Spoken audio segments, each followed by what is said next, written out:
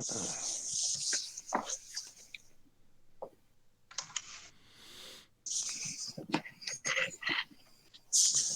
right, I do believe that we are live right now. Make sure that everybody can hear us. All right, I do believe that we are. Yeah, okay. We are live and we are audible. That's the goal. That is the goal. Yeah, indeed. Yes, yes. All right, so yeah, we are live. We are live. How you guys doing tonight? Welcome to episode 10 of season 8 of The Sausage Factory. I am your moderator, Pizzal. Joining me tonight, I have got the obsoletionist, Gibbs. What's up, man? How are you? Oh, time for some fast times at Pismont High, I say tonight. It's good to be back. Kind of was on the sidelines with the illness, so don't get too close. And while I got you here, I want to go ahead and Piz, you were really concerned about this. So for Christmas, I did get my Genesis Mini, so I'm in the game. How is it? Very good, very nice. Except for a slight delay on the sound, it's really sweet. Oh, that's cool. Yeah. That's good. I ordered one of those the day that they came up for pre-order, and it's still sitting in the packaging box. I could probably get it for like half the price now somewhere else because I never hooked it up, but I had to have it right away. And it's like sitting upstairs packed right next to a Commodore 64 Mini that I never opened up. Okay. Wow, dude. Wow. I'm obsessed with those mini consoles. I have I have the Nintendo, the Super Nintendo, the PlayStation, the Sega, and the Commodore. You're getting the turbo when it comes out? It's a little too pricey for me right now. I'll have to see if there's a price drop. I never really grew up with a turbo, and there are games that I would play, but I'm not paying over $100 for, you know what I mean, to get them. So I'm kind of hoping it'll go down $50 or something. I might snap it up then. Yeah, I hear you. Sounds like I hear a plan. you. Well, it's good to see you, Gib. I know you've been sick here a little bit. Hopefully you're over whatever was ailing you. I think so. Good. Appreciate it. And same to you, sir. Right on. Thank you. Yeah, I'm actually starting to feel a little bit better too. I've been drinking this green drink here. Okay. You know, the greener the better. And it just flushes everything out of me. You know what I mean? Margaritas? No. It's just some kind of mysterious green drink I've been drinking. I don't know. Green drink. It just works. You know. It just works. It Makes me think of My Pet Monster. Remember that green? You guys ever see the My Pet Monster live action movie? My first VHS I ever rented. Yeah, I used to rent that thing like crazy. They had this green smoothie at the first of the movie, and when I was a kid, I was like, I want that green shit. I don't know what it is, but I want that. You just want it. Let me tell you. Know, I loved. Does anybody else remember the Teenage Mutant Ninja Turtles turnovers? And they had that green goop inside of them. Oh, I just have such fond memories. Those things in my memory were the best tasting things I've ever had in my life. I'm sure they were probably awful. They were probably horrible for you. The fried pies, is that what they were? Turtle pies, I think they were called. Yeah. They were like the fried pies, turnovers, whatever, but they had the green goop in them. There was another, do you guys remember the show? I think it was called Count Duckula. Yeah. Yeah, there was a candy bar, and I think it was very similar. It was chocolate, but the inside was the goo. It was similar, it was like a green goo in the inside for some reason. I guess I don't know why, but I remember I was obsessed with them just because they had this weird goo inside. Well, I'm sure that they removed the turtles pies from the shelves because they discovered that green dye or whatever it was highly toxic. Because even when they were bringing out those new Turtles movies, they didn't reintroduce those pies. No, they never brought back the pies. You might be onto something. Yeah, they'll bring back the Ecto Cooler High C for the new Ghostbusters, but not the Turtles pies for the new Turtles. So, probably a good thing. Yeah. So anyway. But also joining us tonight after a brief hiatus, all the way up in the land of Canada, Raiho Magnifico. What's going on, man? How are you? I'm doing well. Been busy as hell, working life and all that stuff, so it's been tough to get on the show, but even though I'm exhausted, I made it tonight. I finally made it back, and I'm super glad to see everybody and have a chat. And you know what I actually just realized? I was about to crack my beer. And I don't know how many times I said I was going to have a moose head. This is kind of a cheat, but I just realized it is a moose head. This is like a moose head red. Uh-huh. It's not Moosehead like you're thinking of, but I just realized it is made by Moosehead. So I guess technically I'm finally having a Moosehead on the show. Nice, So- nice. And speaking of Moosehead, Bravo. have you pre-ordered the Scream Factory My Bloody Valentine Blu-ray yet, Rahul?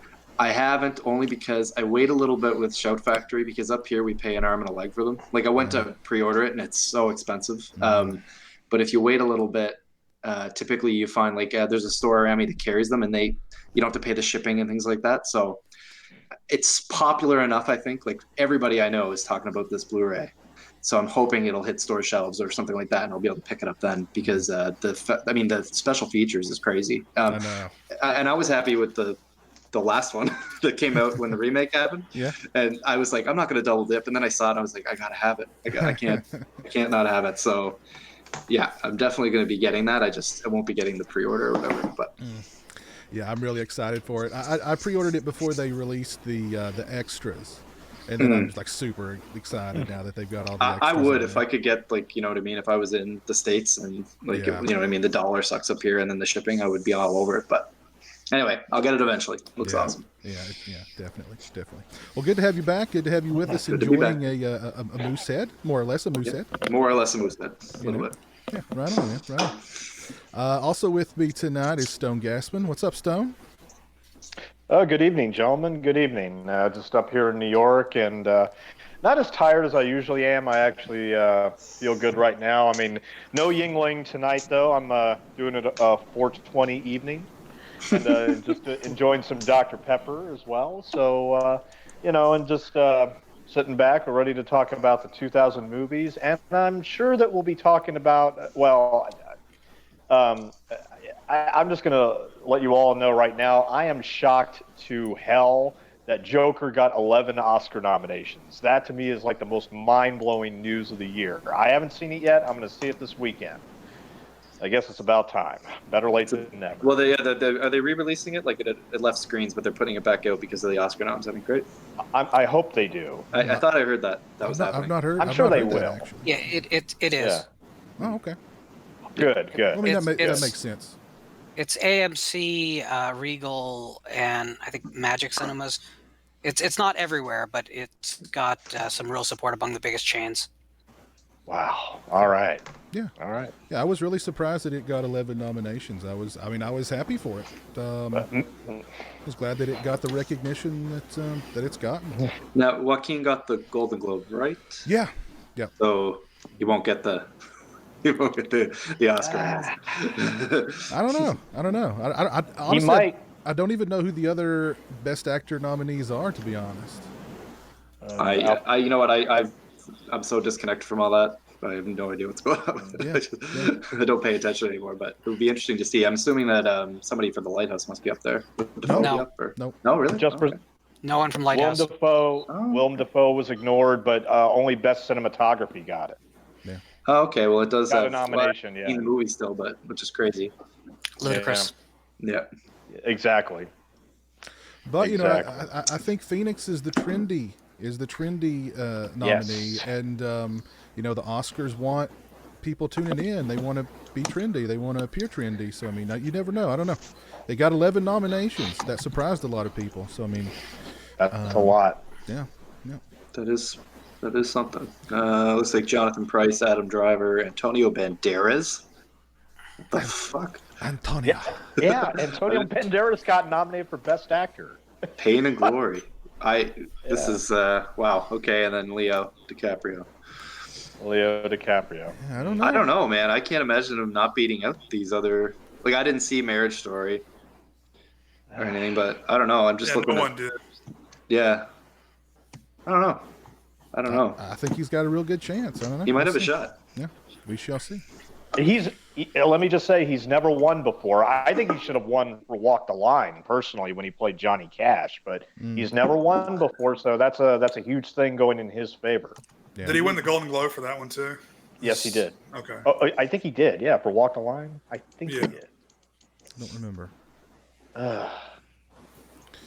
But also with me tonight is Lorne. What's up, Lorne? How you doing, man?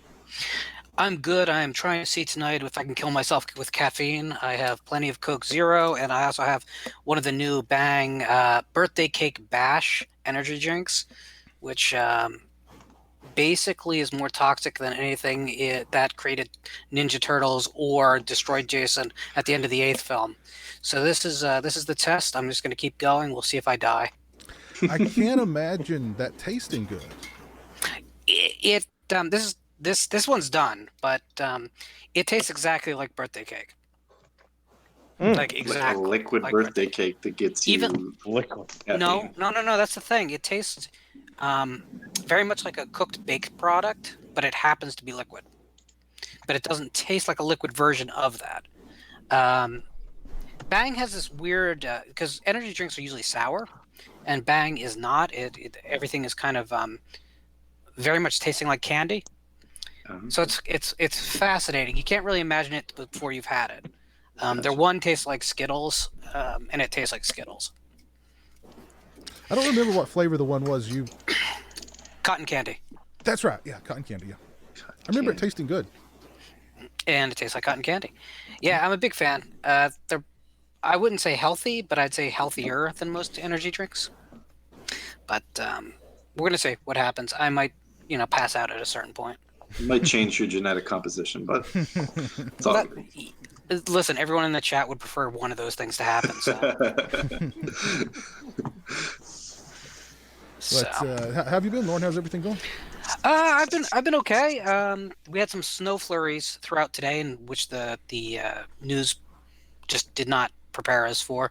It didn't amount to anything this weekend. It looks like we're going to get a little more than that because there's two fronts that are working their way across the country that are going to converge right on top of Stone and I.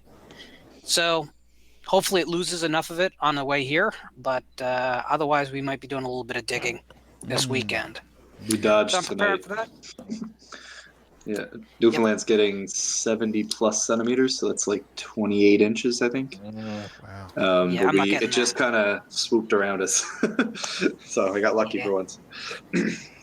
But and besides that, I'm just still fielding tons of questions about my take on Underwater, because it seems like a film that no one went to see, but everyone's talking about. And I don't think anyone's going to see it in its second week either. But I don't remember a movie having this much conversation around it. I think it became kind of a darling with some like horror fans, like maybe not a big pocket, but a big enough pocket that they're like championing it a little bit. I would like to see it, but it's not in my theater, and I don't want to drive far away to see it. I would watch it if it was easy, kind of a thing, because I am interested to see it. But all I've heard is like from most people, it's not great, it's fine. You know what I mean? And then, but then there's all these other people that are like, you should see it, you got to see it, really pushing it. And I don't really know why, except that it's kind of became like a little baby to them or something, maybe. The only thing I can really say about it is that I think that there might be a generational thing going on. And if you're a person that is too young to have seen Deep Star 6 and Leviathan and Lords of the Deep and that whole wave of films, no pun intended, that came out, and at the same time, you're of the generation that doesn't remember cinema before CGI, so CGI doesn't throw you out of the movie. I think it probably feels pretty fresh to you if all those things are true. For those of us who are a little bit older, or if you're younger and have gone back and investigated older films, it is a thoroughly average film in absolutely every way, and it feels like a 15, 16 film, which is not too far from the truth. Well, it's been shelved for 3 years, isn't it, or something like that? Like, am I wrong? I thought I heard it was shelved for 3 years, and then they were like, all right, let's give it a shot. Really?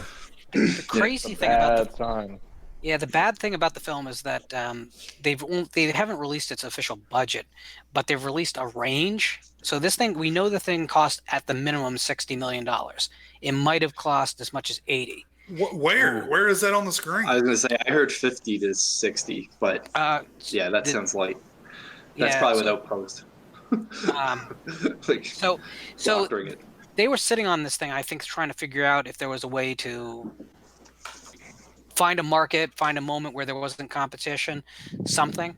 But I mean, it did 7 in its opening weekend, and it's the kind of film that's going to lose 60% every weekend following. So realistically, this thing's out of theaters before it hits 15. So that's never good for the horror genre. So I'm never happy when a film doesn't make money, even if I hated the movie in the genre. But this one inevitably is going to cause some real misgivings about spending that kind of money on a monster movie, which it's been a long time since we've had a legitimate big hit monster movie. Yeah. So I don't know.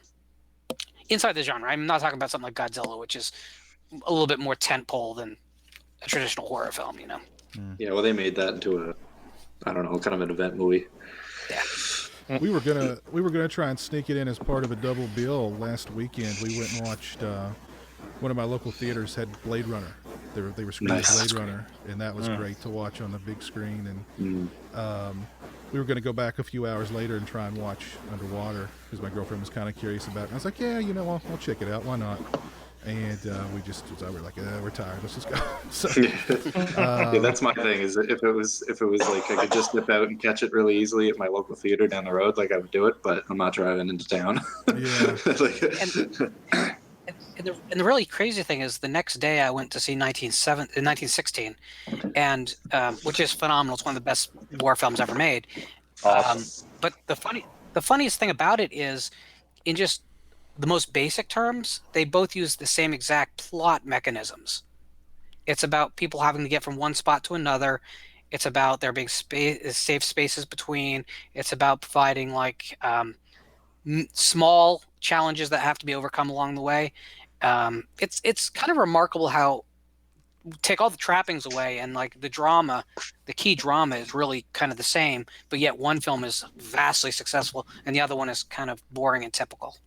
So it just shows what actual good writing, scene by scene, can actually do. Mm-hmm. Yeah.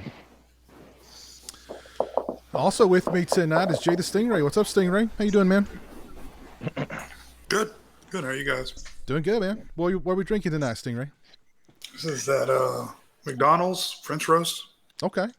McDonald's whatever they call it. French roast. They only got one roast up here. It's good though. Oh, just the regular. They just have Arabica. No. How you doing tonight, Stingray? Good. Can't complain. Cool. Gearing up for that busy time of year again, huh? Yep, getting there. Oh, man. Always remember, on my taxes for the sausage factory, I have 12 dependents. Okay? And this is all non-for-profit. This is all the money gets donated to a charity. People for the Ethical Treatment of Piz, Al, and Jeremy. And how many TVs do you think you're going to write off this year? Oh, God. There's going to be a lot. There's a lot. I got one for my mom. I got one. Exactly, yeah.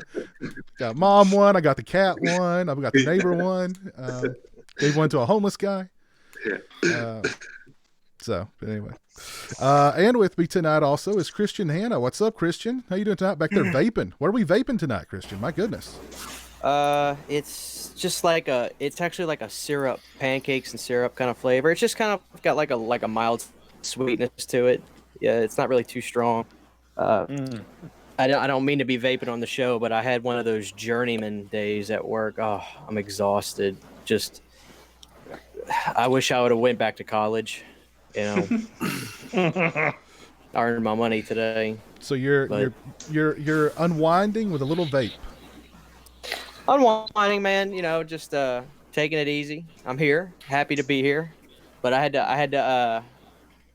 had to skip a few steps of the night. I got a vape and stream tonight, so I hear you. But I'm good. All good. I'm here and I'm good. Oh, cool. Now let's see what's going on out in the chat tonight. Let's see who's with us tonight. Barbecue Network. Hello. Gary Reeves. Hello. Steak Sauce. DJ Donnelly. David Vines. Joe Bob Tarhill. Marbs E. What's up, Marbsy? Jeff Overing. Hey, Jeff. What's up, man? Hope you're doing well. Jeff E. Boogie. What's up, E. Boogie? How are you tonight? Hope you're doing well. Jess Graham. How you doing tonight, Jess? Movie Man 95, hello. You guys are all doing well tonight. Anthony Anderson, hello. Dave Shaw, Adam the Motion Picture History Horror fan. Hope you guys are all doing well tonight as we discuss our favorite horror movies of the 2000s. Mm-hmm. All remakes. It's going to be all remakes. That's it. All remake edition. Hell yeah. All remakes. Number You one could on do my that, list. probably. Number one on my list. I'm going to spoil it right now. The Fog. The Fog. Number 2, The Stepfather. Number 3, The Hitchhiker. So. Man, I'm assuming you wrap that up with Black Christmas. And... Oh no, Halloween is Pizzawell's favorite. Oh right? yeah, it's got to be. Yeah, that, that's the one right Yep, there. that That's thing- the one. That's the cherry on the cake. How could I forget about that movie? Oh man, Ah, Rob Jesus. Zombie. Yeah. Did we have 3 Halloweens in that day? We did. We had Halloween, Halloween 2, and Resurrection. Holy What a shit. winner of a decade that was for What that an franchise. awesome That was, decade. yeah. Things was- just went. If anyone was as sick as that decade was, they would have died 3 times on the table. Yeah, I don't. Man, jeez. How did we survive? That was a shitty decade for movies, man. Yeah. I'll be honest, like when you like mentioned this, I was kind of like, okay, I'll make my list or whatever. This was the decade that killed horror for me. Like I actually kind of got out after this. Like I actually was making a list the other day of horror movies to watch from like just the last decade, like 2010 to 2019, because I missed so much. Because I got toasted after this fucking decade. Like I was just at the end of this, I was like, you know what, I'm good. Like I just got sick of watching stuff and like this decade killed it. It was a difficult decade for horror, and I mean when you think about it, like when I was thinking about doing horror movies of the 2000s, of course, I mean the things that jumped to mind were mostly remakes. So I mean, it was kind of like, and not that all of the remakes from then were necessarily bad. Most of them were, but there were a few, diamonds in the rough, I guess. Or I guess you couldn't call them diamonds in the rough. You could call them. I don't know. They were just better than the other ones. Yes. It didn't take much to make a good remake. You know what I mean? No. It was a strange decade though, because I mean, we were still having the tail end of the Scream, shampoo commercial teen slasher thing going on, and then in '98, Ringu hit in Japan, which caused the Asian ghost story movement, and that turned into torture porn by 2004, 2005. And at the same time, in 2004, Dawn of the Dead remake comes out, which really launches the remake craze. So there was definitely a lot going on in the genre. And I mean, I didn't have a problem finding good films. My initial list was 42 titles, but it's interesting because very few of the titles that I found for my list came from any of those movements. So it was more about the outliers as a decade, and it was much like it is now. You have to kind of search a little bit deeper because the biggest films are probably not going to be your favorites. Yeah. Well, what I discovered was weeding through the weeds of remakes, you could find, a good movie in there. And I was surprised actually at how many good movies there were from the 2000s once you navigated through the remakes. But I would actually say that the remake trend started a year before in 2003 with the Texas Chainsaw Massacre remake. I really thought that was what launched remakes into that the was stratosphere. huge around here. Like I remember when that movie hit, everybody I knew they saw it twice. Like it was just for some reason. Oh, God, why? I know. I worked at the theater at the time, and it was packed all the time. Yeah, that was a big movie. Locally. I was completely against any kind of Texas Chainsaw Massacre remake, and then I saw the trailer. I thought the trailer looked promising. I went opening weekend, sat in a packed theater and watched it, and I was like, I was really shocked. I thought it was really good. It's, it kind of loses a lot upon future viewings, I think, but I was blown away the first time I watched it that it was as good as it was. There were so many movies on my list, initially, that I was like, oh man, I really like that movie. And when I thought about it, I was like, you know what? I haven't watched it since then. Yeah. There's tons of that. Yeah. And there's lots of movies that I was at the time, I remember being so excited about and really enjoyed them. And now looking back at them, I'm like, I don't know. I guess maybe it was just like there was so much shit. You'd get excited about a movie and you'd be really into a movie just because it was better than everything else, like I said. And then now you look back at it and you're like, oh my God, like there's so many movies on this list that I was like, I'd never go back and watch that. But at the time, It's funny how memory works. Yeah. I think that's why boyfriends and girlfriends will get back together and be like, "What the hell are we doing?" You know. But that's a good point, because there were movies that I was like, oh yeah, I remember that one. That one's really good, and I would write it down, and then I was like, wait a minute, have I seen it since 2004? there was at least 20 some movies that I could say that about on this list. Like, you know what I mean? Like it was crazy. Or like a movie, like, you know, it's like, yeah, I mean, I own that movie. But how many times have I pulled it off the shelf, and how many times have I been compelled to go and pull it off the shelf and watch it? You know, so yeah, I know, it's odd. That's strange. I don't know. Yeah. Absolutely. Well, why don't we go ahead and let's dive right into our lists of favorite movies of the 2000s, and why don't we start with let's start with Stone. What's up, Stone? What have you got for us? Why don't let's do really? like Okay. let's do like 5 each, and then we'll come back around. And if you've got any more on your list, we'll cover that then. Does that sound good? Okay. Yeah, that sounds perfect. Yeah. Okay, I will go down. Let's see. I'll give my latter 5. This is not my top 5. This is essentially my quote unquote bottom 5. Okay. But I had to put down there Shadow of the Vampire with Willem Dafoe and John Malkovich, which is a fictional take on the making of Nosferatu, the famous 1922 silent film.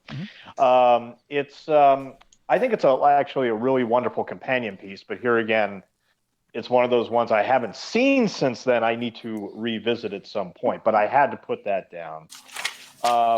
I also put down American Psycho. Now I know this is probably going to be a big one. I'm certain that a few of you other guys have American Psycho on your list, but I think it's awesome. And the best thing I can say about American Psycho is that, I mean, it sucks that we just can't use the excuse, oh, gee, I must have been returning videotapes anymore. I mean, because that to me is like the greatest excuse ever invented by anybody. Just to get, to say, yeah, that's where I was. I was just returning videos. But I love American Psycho. I need to revisit it again. And actually, I need to read the book, too. Bret Easton Ellis. Okay. This is going to be the most controversial choice. Now, I had a roommate a few years ago, big horror fan, and he's like, have you seen this? And I said, I know what it is. I haven't seen it yet. We watched it. I got to admit, it got under my skin, even though I know it was very polarizing within the horror community, but I got to give it up for the Human Centipede. There was something about the Human Centipede. I mean, it's just... when he's actually describing, when the doctor is actually describing underneath the projector exactly what the procedure is, I mean, is that not like the worst nightmare in the world? Seriously, like really, this is going on? This is actually happening? You're strapped to a bed and you're about to be connected to 2 other human beings? Depends on what segment you are. It doesn't matter. It doesn't matter. I mean, I'm number 1. I'm cool with it. I'm shotgun. Stone, that's the best movie, Stone. You think it's the best? I'm glad other people gonna- like it, because I know there's some people that really hate it, though.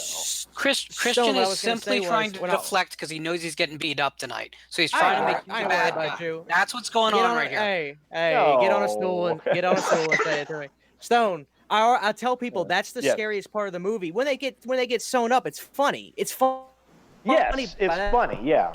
But when he's got him strapped up and he's telling the procedure, that's the scariest part. You know what I mean? That is the scariest thing, one of the scariest scenes I've ever seen in a movie, yeah. And I've never bothered with the sequels. Even those that agree that they like Human Centipede told me, you don't have to see the sequels. You don't have to see them, just ignore them. And then finally, for the 2 more, rounding out my bottom 5. No. I'm sorry, just 1 more here. Oh, 2 more. Yeah, there's 2 more. I like George A. Romero's Land of the Dead. I know it wasn't loved when it came out. It may not be up to day, dawn, and night. I still had a fun time watching it. I liked Simon Baker and Asia Argento. I liked their characters. I like some of the satire in it. I like Dennis Hopper in it. I know, I mean, it was polarizing in its own way, but I actually enjoyed Land of the Dead. And finally, okay, and this is one, here again, another polarizing choice. But look, I saw it in the theater. The special effects were amazing. And I must confess, it's one of Kevin Bacon's best performances, Paul Verhoeven's Hollow Man. Now, the only thing about Hollow Man that, I mean, the thing is that I rooted for Kevin Bacon up to a certain point. When he sexually assaults the neighbor, that's when I stopped rooting for him at that point. But, you know, I just think overall it's actually a really fun ride. Despite the fact it wasn't very well liked. I mean, yeah. I think that's an underrated movie right there. Is Paul Verhoeven's Hollow Man. I've been really tempted to go back and rewatch Hollow Man here lately, as a matter of fact. Really? So, awesome. so it's strange. So it's strange that you brought that up. That is really strange. It's weird. Is when that movie came out, I was into it. I bought the tape and everything. I still have it around somewhere. And I watched that a lot back in the day. And I haven't watched that in years. And I can't imagine how it would stand the test of time. But I'm kind of interested to watch it again now that you bring it up. All right. Perfect. Well, there's my bottom five. Next gentleman who has the floor. Well, I have to tell you, I personally found the Human Centipede to be incredibly entertaining. Oh, good. I really I found that movie to be very, very entertaining. I've not seen any of the sequels either. I mean, I've heard that they get pretty intense or pretty graphic or whatever. Just really not on my radar to watch. But I did watch the first one. I thought it was pretty entertaining. Awesome. And American Psycho is definitely on my list. I mean, I freaking love that movie. I love the book. That movie turned me into a reader. Growing up, I was not I was not a book reader. I was not a book guy. Could not sit down and focus my attention on a book at all. Saw American Psycho, loved it, found out that it was from a book, bought the book, read the thing like there was no tomorrow, and that turned me into a reader. So, yeah, that's my American Psycho story. And that story is so inspirational. I'm going to order the book tomorrow. Thank you very much. It is. It's a very interesting book. It's the book. The book is much darker than the movie, but the book is also funnier than the. I don't know. It's an interesting read. It's an interesting read. Okay. Yeah. Yeah. Very, Awesome. very, very, very graphic with the sexuality and the violence. Very, very graphic, like meticulously graphic. So, but yeah, interesting book. And regarding Land of the Dead, that movie looks like Citizen Kane compared to fucking Diary of the Dead. So, for comparing Romero films. Yeah. I remember Diary of the Dead, like Piz, I don't know if you're like, for me, that was one of the biggest letdowns of the decade, for sure. I don't know. At the time, for some reason, just was so hyped up about this movie. And like, I don't even know why, because like Land of the Dead had happened. And I don't know why I kind of felt like it was going to be like a true return to form or something like that, or it was going to be in the vein of Night. And for whatever reason, like I was so hyped up for that movie, and I had to wait for it to come out on DVD, and then I had to wait for it to get released in Canada. I remember it was like it took me forever to get that movie, and that thing is I don't know if I burned it or not, but it might be somewhere around here. That's the way I felt about Land, the exact way you're talking about, because I saw it like opening night, and I remember finding Land perplexing. Like it just didn't feel like the other movies at all. Like it almost feels more like the remake Dawn of the Dead. Like it. I don't know how to explain. I feel like on paper it's an awesome movie. It just doesn't translate into something that's good or entertaining, in my opinion. Like it's got good actors, it's got good effects, it's got good gore. You know, well, Land is frustrating because. Sorry, go ahead. Well, I was going to say, it feels I think it feels uneven because it's part of what Romero wanted to do in the 90s, but then he had to update it for the 2000s. I think the ideas from the 90s kind of resonate, but whatever he added to update it for the 2000s, I don't know. It's just There was something about the movies in the 2000s. Like, there's other movies that fall in the same. They land in the same bucket. And I was going to bring up one of them later, but they added some layer of like glitz or something, like some kind of layer of, I don't know. They hired the wrong actors and actresses or whatever. They did something to those movies. You go back and watch them now, and you're just like, you cringe a little bit. And that's one of them. When I watched that movie, like, you're right. Everything about it. They got this cool, crazy truck. Like, the characters are cool. They got that cool zombie guy that's in throughout the whole movie. There's pieces of it that are really, really interesting, but there's just some kind of layer of just too glossiness on top of it that screams 2000s. Well, it's all over it. And you brought up Diary of the Dead, and I totally remember the hype for that movie. Oh my god, that movie was like. I like Diary. I just hated the main compared to character Land, so much. I couldn't watch it. Like, I could never watch it again. I hated him more than anything. I think the hype. I want to blame it on the horror websites. I think it was the horror websites that hyped that movie up like there was no tomorrow and created this artificial hype for it. But at the same time, it was like, okay, so Romero had his Hollywood Land of the Dead. Now he's returning to form. Mm-hmm. He's going low budget. Doesn't have to worry about a rating. You know what I mean? It's going to be, and there's going to be some sort of social message in it too. It was found footage time. You know what I mean? So it's going to have all, and then honestly, I saw it. I was really disappointed by it, and I don't remember a single frame of it right now. The only thing I can remember is the main guy in it. At the end of it, like, I think his girlfriend is getting killed or something, and like, he can't put the fucking camera down, like, for a second. Like, there's this moment where you're just sort of like, there's got to be I know it's supposed to be that he really wants to document everything, but like, he takes it way too far, and it almost feels like it doesn't make any sense. And like, it's like I don't know what they were looking for at the end of it, but I remember being so frustrated with the writing in it. Like it just made me sick. Now I can remember bits and pieces of the framing. You're right. I can't remember most of the scenes. Because I've never watched it again, but that was such a letdown. That was a huge letdown. Yeah. So would you say that Land of the Dead is the better latter three Romero? It definitely. I've never seen Survival. I can't speak to Survival. After Diary, I was done. I can't see stuff. I've seen them all, and yes, Land I think is the best, without question. Relatively speaking, of course. Yeah.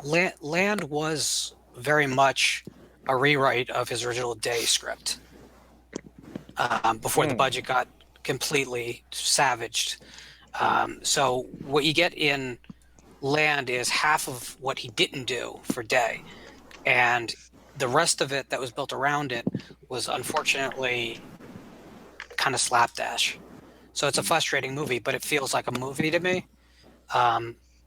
Survival and Diary both don't feel even like a movie, or not, at least not a complete movie. And I think that's the problem with it.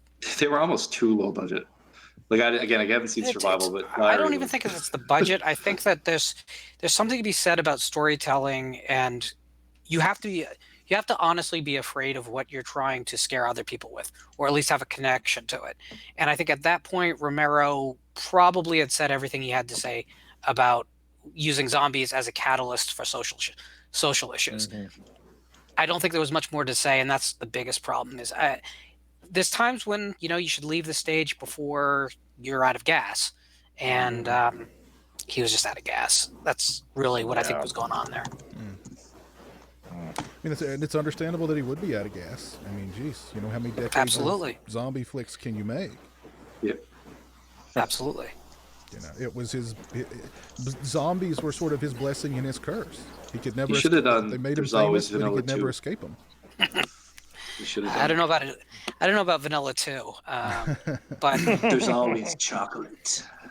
I think the big problem with people like Romero, and to the same extent Carpenter and Hooper, is that they came from an era of Hollywood, which is a very specific time. It was between the late 60s and the early 80s, when the independent could get out there and have market, and there was a freedom because the productions weren't that expensive, storytelling was king, and the audience was really primed to like the movies. The cynicism hadn't stepped in. It's a very specific moment, and they thrived when all those things were in place. But the moment all that crumbled, and basically summer movies became all year long, and that's what you were competing with. And that was the mindset you were competing with.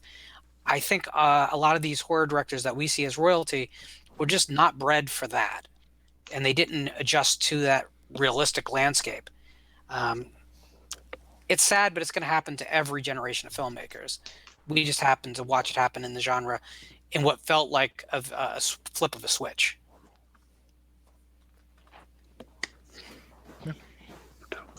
Cameron had posted a link to the Romero interview that Guillermo del Toro did. It was like one of the last ones before he died, and it was really interesting. And he was pointing out that he never intended on there being any, it wasn't intentionally like a social commentary.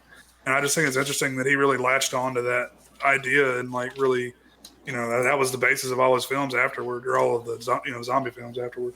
Yeah. A lot of his films had that taste in there. You know what I mean? Like Season of the Witch was really, the housewife, and you know what I mean. The there was a touch of that in all of his films, I think. But yeah, for those zombie films, he really pushed it. Well, Dark Half and Monkey Shines are both his attempts to break out, and they both failed. Commercially, anyway. You might like the films, but they didn't do what they were supposed to for him. Yeah. Before we move on, I just want to wish a special birthday. I want to wish a longtime viewer of the show a happy birthday today, and that is our buddy Andre, also known as Little Rocker Cutie. So if you're watching out there, Andre, happy birthday to you, my friend, and thank you for being a viewer of the show. We appreciate it, man. Happy birthday, buddy. Hope you have a great one, man. Happy birthday. Happy birthday, sir. I don't know how you can keep up with the chat. I just opened it up here. It's like just. Well, he actually messaged on Facebook. Oh, okay. So gotcha. Okay, I was gonna say if it was in here, I'm trying to keep up with it, but it's not easy. It's not easy, but I do my best. Let's see who's next. Raiho, what have you got for us, man? Let's take a look here. I didn't want to pick top 5 because I was worried sometimes some of the movies would just get recycled. So I was trying to pick movies that I just wanted to talk about. Okay. I'm just going to take a look here. Gosh. I got one on here that's definitely most people aren't going to consider a horror movie, and it kind of isn't, but I really like it because I like their movies. It's more of a comedy, but I put Club Dread on here. I don't know if you guys like Broken Lizard and stuff like that. I just saw Super Troopers again last night. Yeah, there you go. See, yeah, I was obsessed with Super Troopers back then, and this movie when it came out, to me was I was seeing all these other parody movies and stuff like that, and this to me was so much better than any of them. It was leaps and bounds over them. The comedy was on point, the jokes were great, the characters were great, everything was perfect. So I wanted to bring this movie up for sure. I don't know if anybody else has any if they remember it or if they saw it back then or. I saw it in the theater. I only remember one thing. Follow the banana! Follow the banana! Follow the banana! That's all I remember. That's all I remember from fucking Club. And it was I think it bombed. I'm pretty sure after Super Troopers it bombed pretty bad. Is that the Brittany Daniel movie? Yeah, Brittany Daniel's in it. Okay. Yeah, and that's all I'll say. Joe Dirt fame. Yeah, Joe Dirt. I love Joe Dirt too. Joe Dirt was such a good movie too. I do love Super Troopers, but I don't remember very much about Club Dread though. It's kind of again it's almost a bit of a whodunit, a bit of a slasher and a comedy all mixed into one, and so it's kind of it's a little bit cheeky for me to put it on the list, but I couldn't. As soon as I saw the name, I could not mention it because I think it's criminally underrated and more people should see it because I think it was a really good comedy movie, and I'm hard on comedies, especially from this era. Yes. But it has a little bit of a slasher vibe, so I put it on there. Another one I want to talk about, and I'm probably the only person that would definitely put this on their list, but I am all about, like, I don't know what it is, paranormal stuff like that. I get, I find it pretty freaky and stuff like that. The Fourth Kind was a movie that probably just passed by everybody else's radar. No one even thinks about it today. But that movie, I was so scared to watch that movie, and that sounds ridiculous, but just aliens and that kind of vibe and everything like kind of freaks me out. So when that movie came out, I remember I rented it. I took it home. I had to watch it in the day with all the lights on. I was I'm freaked out. And it didn't quite deliver quite exactly the way I expected it to, of course, but I was genuinely scared at some points. It's more of like a blend of found footage and poorly written storyline to kind of mesh it all together. So it's not a great movie, but it's another one that I just couldn't pass by without mentioning, because I remember being very hyped up for that one. And it's actually, out of all these movies that are on this list, I could have earmarked 50 of them, but I actually remember parts of that one. Well,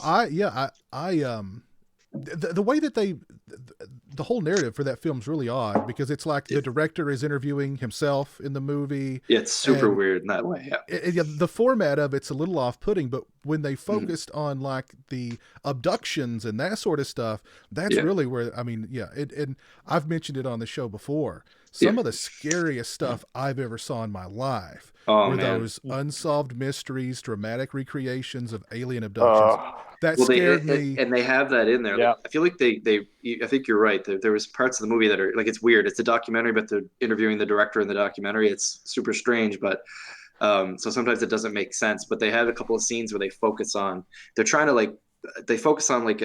like a barn owl. Yeah. And they're like focusing on the eyes of the barn owl, and they'll just cut to it like that. And I remember I was like shit my pants every time they did that.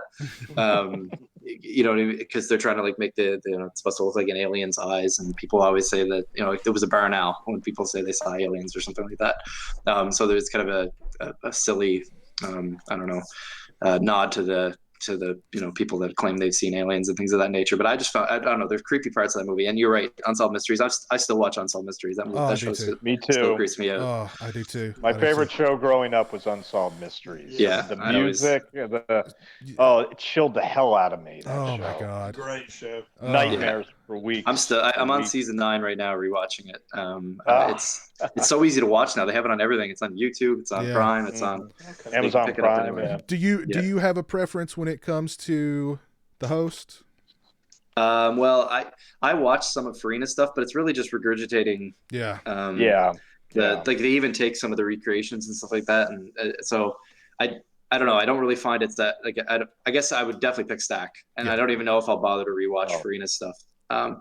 It's supposed to be coming back this year, potentially. The reboot? Yeah, Netflix is doing it. Yeah, it's either this year or next year, and I don't know who they haven't released who the host is going to be. I hope it's Crispin Glover. That would be hilarious. That would be awesome. Be a great. I think the best pick would be. I might be alone on this. Mark Hamill. Yeah, he wouldn't be bad. I think Mark Hamill would nail it. So I don't know. It'll never happen, but.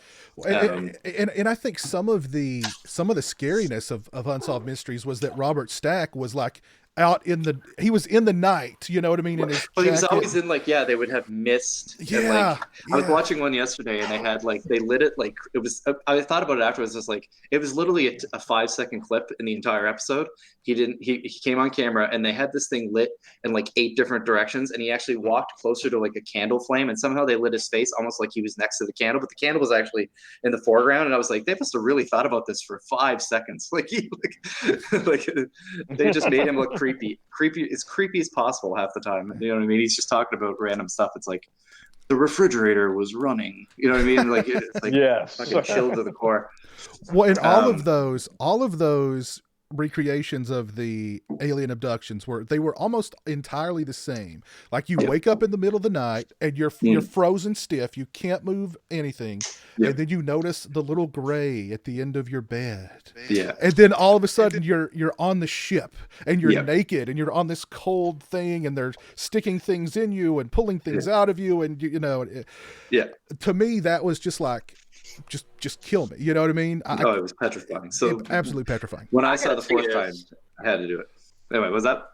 I said I gotta see this. I grew up with that America's Funniest Home Videos. I don't remember I don't remember. This must have been before my time. Unsolved Mysteries. You just go on YouTube and search Unsolved Mysteries. It has its own channel. This company named FilmRise got the rights, and so they've actually even gone through. It's really neat. They've updated it. So like if a case happened like 20 years ago and they got the guy that did it through DNA now, like it'll be updated with the information. Oh wow! Yeah, so they've actually I recognize the host. I can't believe I'm admitting I watched this, but he was in Caddyshack 2. He was the bad guy in Caddyshack 2. So I recognized him when I saw him on the cover because I saw somebody posted. What's up, dog? Have you seen Basketball?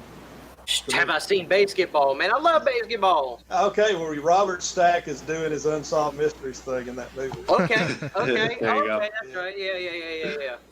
That was a direct parody of what he did on Unsolved Mysteries. Basketball was awesome. We need to do a commentary, Piz. He was in. I love that movie. He was in 1941, also, I believe. Do you have any others on any others you want to share? Yeah, I got a couple here. I'll just see if there's any more. I'll do. Like I said, I earmarked some random ones. Battlefield Baseball's on here, but I haven't watched that in so long. Have you guys seen Battlefield Baseball? No. Yeah. Yes, it's awesome. It's such a batshit crazy Kitamura film. It's a Japanese film. I haven't seen it in so long, but again, it was another one I just had to mark. Back then, like there was a couple of movies versus Battlefield Baseball. There was a couple that really stood out. That were just crazy Japanese horror movies, and this is one of them. And it's been so long since I watched it, I can barely remember it. But I just had to bring it up. Say the name of this movie again for me, please. I gotta make sure. Battlefield Baseball. No. What's really the name of the movie? That's it. I know. Battlefield Baseball. Battlefield Baseball. This sounds like a Vestron video. What are you talking about, Battlefield Baseball? I wish it was a Put Versus on your list, too. I was going to say put Versus on there. If you're going to have any of them, pick Versus. Versus is so Love good. Versus. It's so madness. Yeah. Let's see here. Fourth Grind. The Mist. I had The Mist on there. And it's not even because the movie, like, I could give or take the movie, but the ending has always stuck with me to this day, even when I think about it. Like, I remember being very disturbed by the ending of The Mist. So I still have that on there. Just that moment at the end of just pure desperation and just, it just still clings to me a little bit. No, I really like The Mist. I'd thought about putting it on my list, but I was sure that somebody would bring it up at some point during tonight. But yeah, I really like the movie. You need to check it out in black and white. I've got the release that you can choose black and white. I went back and watched it back then, like when it came out on DVD in black and white. I much preferred it. Yeah. That way, because the special effects get covered up a little, like it sounds stupid, but the CGI gets covered up a little bit. Yeah. By the black and white. Yeah. That's how Darabont wanted to release it, and they wouldn't. And that's probably why the special effects look the way they do. Like he's probably like, well, it's gonna be black and white anyway. Like, don't worry about it. And then they're like, colorize it. Not colorize it, but do it in color. And some of the effects look cheesy because of it, and it takes away from it a little bit. But even just a little bit of the kind of Lovecraftian, the creatures in the mist and the moving around and stuff like that. But really, the part that always stuck to me, I mean, after all that stuff, is that ending. It just always really gutted me. So. Yeah, no, I agree. Yeah, very strong ending. That's for sure. Mm-hmm. Very strong ending. Yeah. Anyway, I've got a few more here, but definitely let's move it around. Okay. Well, we will definitely come back around. Gib, do you have anything that you want to add? Any insight? Well, I've got a five I kind of threw together of movies. That's all right. Well, go right ahead, man. All righty. I just going to do them in chronological order of the release. The first couple. Hello? We hear you. We hear you. Okay, cool. The first two are not really pure horror movies, probably, but I'm going to start out with What Lies Beneath. Mm-hmm. Really freaky, really freaked me out, and I thought it was a great suspense thriller. Is that the one? Is that with Harrison Ford? Harrison Ford and Michelle Pfeiffer. Okay. Pfeiffer.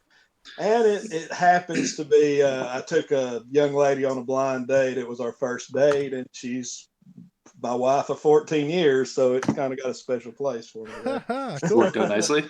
Yeah, I wanted her to jump on and grab me, but you know, she always pick the scary ones. Yeah, she was braver than me though. And next up is probably my favorite movie on this list, Frailty. Oh, I freaking love this movie, and I've tried to get Pizzow to talk about it. I've suggested it to him like 10 times, and he refuses to talk about it. So I'm going to bring it up and say I love this movie. Bill Paxton, you know, it's just I love it from start to finish. Next up, I saw this at the theater. Jeepers Creepers. Ah, okay. When the monster grabs that lady and starts sniffing her. Oh wow. I thought he'd be smelling something else if he sniffed me like that. Excuse me. And then of course mainstream, The Ring. I mean, I went and saw that. I enjoyed it, you know. Mm-hmm. It is what it is. Well, Frailty, I love Frailty. I think it's a great freaking movie. I saw it in the theater when it first came out and had a great experience watching it in the theater. As did I. Yeah, I mean, it's an awesome movie. Awesome movie. Nice. I will add it to my list to review. I need to rewatch it. It's been a few years since I last saw it, but no doubt. Great cast. You know, the great Bill Paxton spreading his wings, showing us all what a great director he could be. The late Powers Booth, great performance from him. Yeah, great freaking movie, man. Great freaking movie. Love it. Yeah. And then speaking of great movies, I've got to finish this up with a little 2003 masterpiece, The House of the Dead. Yui Ball. Oh. Thank you. Thank you and good night. Yes. Drop the pen. Maybe the only Uwe Boll that makes the list. You know, at this point, Human Centipede feels like the Wizard of Oz now. I mean, damn. Well, you mentioned the Ring, the American version of The Ring, which I think is a really good movie too. I thought that one was really. Yeah. I thought it turned out really well. That was a fun one in the theater. Yeah, absolutely. Yeah, when it comes out of the TV, wow. I worked the opening night of it, and we had all these TV screens set up with trailers constantly running. So like when the people came out of the movie, I would go and I would kill the tape, and it would cut to static. And I've seen people, they jumped, like, hiding behind things. It was hysterical. Like, just for some reason, it affected, like, you know, they had, at the time, you know, they had the commercials on TV. Like, people were getting taken out in stretchers and all this stuff. But I actually legitimately saw people, like, literally jump behind, like, you know, behind the I don't know, the butter stand or something like that. Like, when I did that to them and stuff like that. So it was pretty fun. That's a great one. Yeah, I thought it was really well done. Very atmospheric. Gore Verbinski. I hate that fucking movie. Do you like Ringu? I love Ringu. Ringu is one of my very favorite films. It's so inferior. It's an insult. I've seen both, and it's just been so long that I honestly couldn't say anything about either. I remember I hated The Ring too, but I have seen Ringu, and typically I preferred the original counterparts, like with Cairo and all those other movies, but. So I assume I liked it better, but I can't remember right now. I prefer Ringu, but I acknowledge that I thought The Ring was very good. I saw it in the theater. I thought it was really good. It's not a movie that I've watched very much since, but I thought it was very well done. But when I watched go ahead. When I watched The Ring, that's when I went back and I sought out Ringu, and then I got into all these other Japanese type films that they started, you know, remaking in waves over here in the States. And I think that happened for a lot of people, because I think, you know, like I said, I had seen some other stuff, but I think same for that one with Pulse and with like Cairo and with a couple others. Like I went out and like The Grudge, like I went out and sought them out because of it. Right. Yeah. I actually saw Ringu first, and then Ring. Oh, okay. Yeah. I didn't. See, I was the opposite of that. I saw The Ring first, and I actually put that down as the, in my opinion, I think it's the most overrated horror film of the decade. But I didn't hate it. I don't know. When I watched it, No, I didn't hate it. I hate it. You know, if it was just a short film, if I just saw that the tape portion, okay, that was pretty creepy. I thought the story around it was, I don't know. I did not like the characters. I did not like the way, I don't know. There was a lot of things. I just remember when the girl came out of the TV, I laughed. That's all. Well, Stone, you're supposed to laugh at that. Joke's on you, man. It's a comedy. But I saw Ringu later and liked Ringo a lot better. So, yeah. What's funny about the American Ring 2 is that it's directed by the guy who directed Ringu. You know what I mean? And the Japanese Ring 2. But I mean, it's like, how did he go so wrong? You know what I mean? The American studio just. Well, yeah. I mean, if you've seen Hideo Nakata's Chaos, which is another great film. It's a crime film. It's not a horror film, but it's very clear the man has the chops. Even his new film Sadako that came out this year, which is it's not classic Ring by any means, but it does well with the existing mythology. You can see that the American production house just killed him. Just killed him. One thing that was interesting with The Ring is that those other movies like Ju-on and everything, they became easy to get because they actually released them. Like you could go to the video store, you go to Blockbuster, and you could actually rent the Japanese version, which was before that. Like kind of finding these movies was difficult. You know what I mean? Yeah. But because of the popularity of that, and because it was the original director, and because everyone was like, well, now I want to see the original. They, you know, and I think was The Grudge done by the same guy that did Ju-on too? Like, am I imagining that? Yeah, so like it started to be like kind of a trend, and so it was kind of nice because it made it easier to get those foreign horror films that we weren't getting here. Well, so it's got some positives for sure. Jay's right though. A British company called Tartan Video had released the Ring movies, and they were very, very available as imports way before the American Ring movie came out. But again, that was for the hardcore horror people who were buying imports and had a region-free DVD player.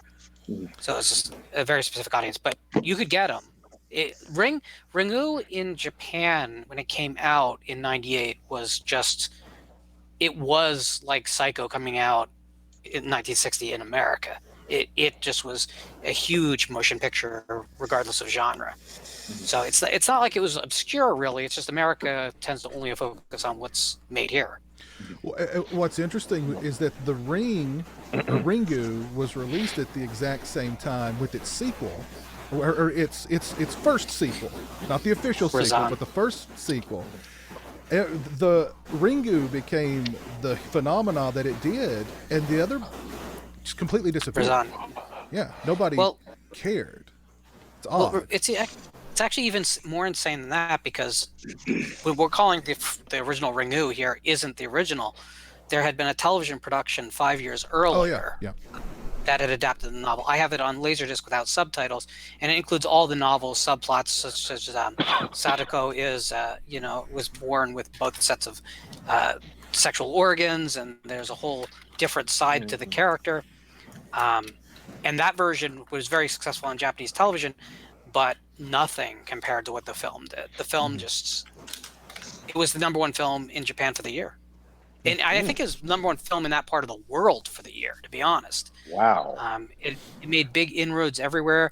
It did very well in major film markets like India and Russia. It was huge, except in America, where we don't tend to look outside our own borders. Yeah. So when America came to remake it, I was actually excited because exactly what you were talking about, Raiho, the idea of making it available and getting it the exposure. But actually the opposite sort of happened, which is that it became very available, but all I kept hearing from people who were seeing it after they saw the American film was, oh, I didn't like that version. I had to read it. Oh, nothing happens. It's more boring. The special effects aren't as good. And none of that, I didn't feel any of that as valid, but the American audience just didn't embrace the original. No. And it broke my heart. I ended up, I don't remember how much I paid, but I got some guy on a message board to record in like SLP mode, or whatever the slowest one was.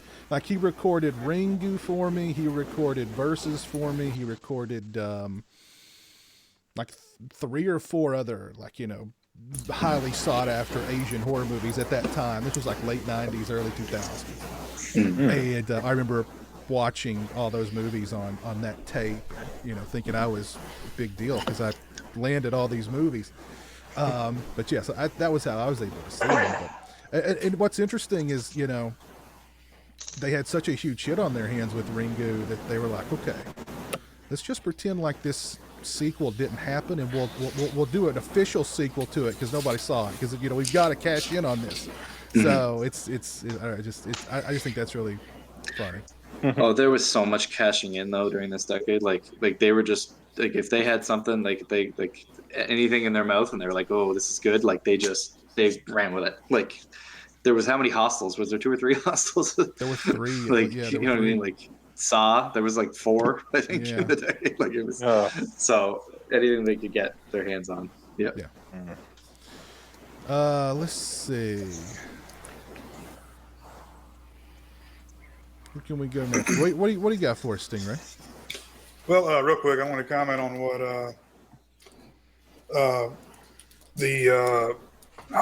Jeepers Creepers. That was actually one that that I like a lot. I know it's kind of controversial because we all know about this guy's past now, but that aside, I think that's a really interesting creature design and a really interesting story in and of itself. I don't know how well the films hold up, but I do like this quite a bit.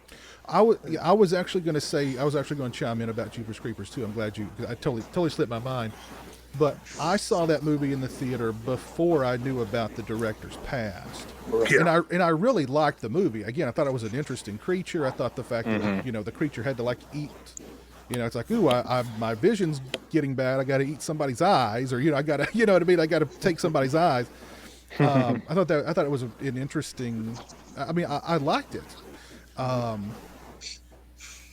I don't know. I hate the sequel. Was god awful. The sequel was just horrible. I think knowing about the director made that sequel extra creepy in a very bad way. It was a bad movie, but then at that point you knew about what the director had been up to. Yeah, and that made it worse. Dude, go watching him with those goggles on. He likes to sniff young boys. I mean, come on, man. Yeah, he's like sniffing sniffing their underwear, and he's licking the glass on the bus that they're in. Yeah, it's like, dude, we know you like them young. Yeah, it's like, dude, we know you like them young. We don't need that splashed in our face. You know what I mean? Come on. I have to say something about Jeepers Creepers. Okay, I saw Jeepers Creepers in the theater. Same here. I found it a very conflicted experience because I didn't know about his history. I didn't find out about that till later, of course, but. Beyond that, when I was watching it, I really felt like I was experiencing deja vu. And I couldn't explain why, as if I had seen this before. And in reality, and this goes along to something we discussed earlier, look, I'm going to tell you all straight right now. Victor Salva completely ripped off an entire story segment from Unsolved Mysteries. It was the family murders conducted by a man named Dennis DePue. If you watch that entire Unsolved Mysteries segment, Victor Salva rips it off scene for scene, bit for bit, action for action.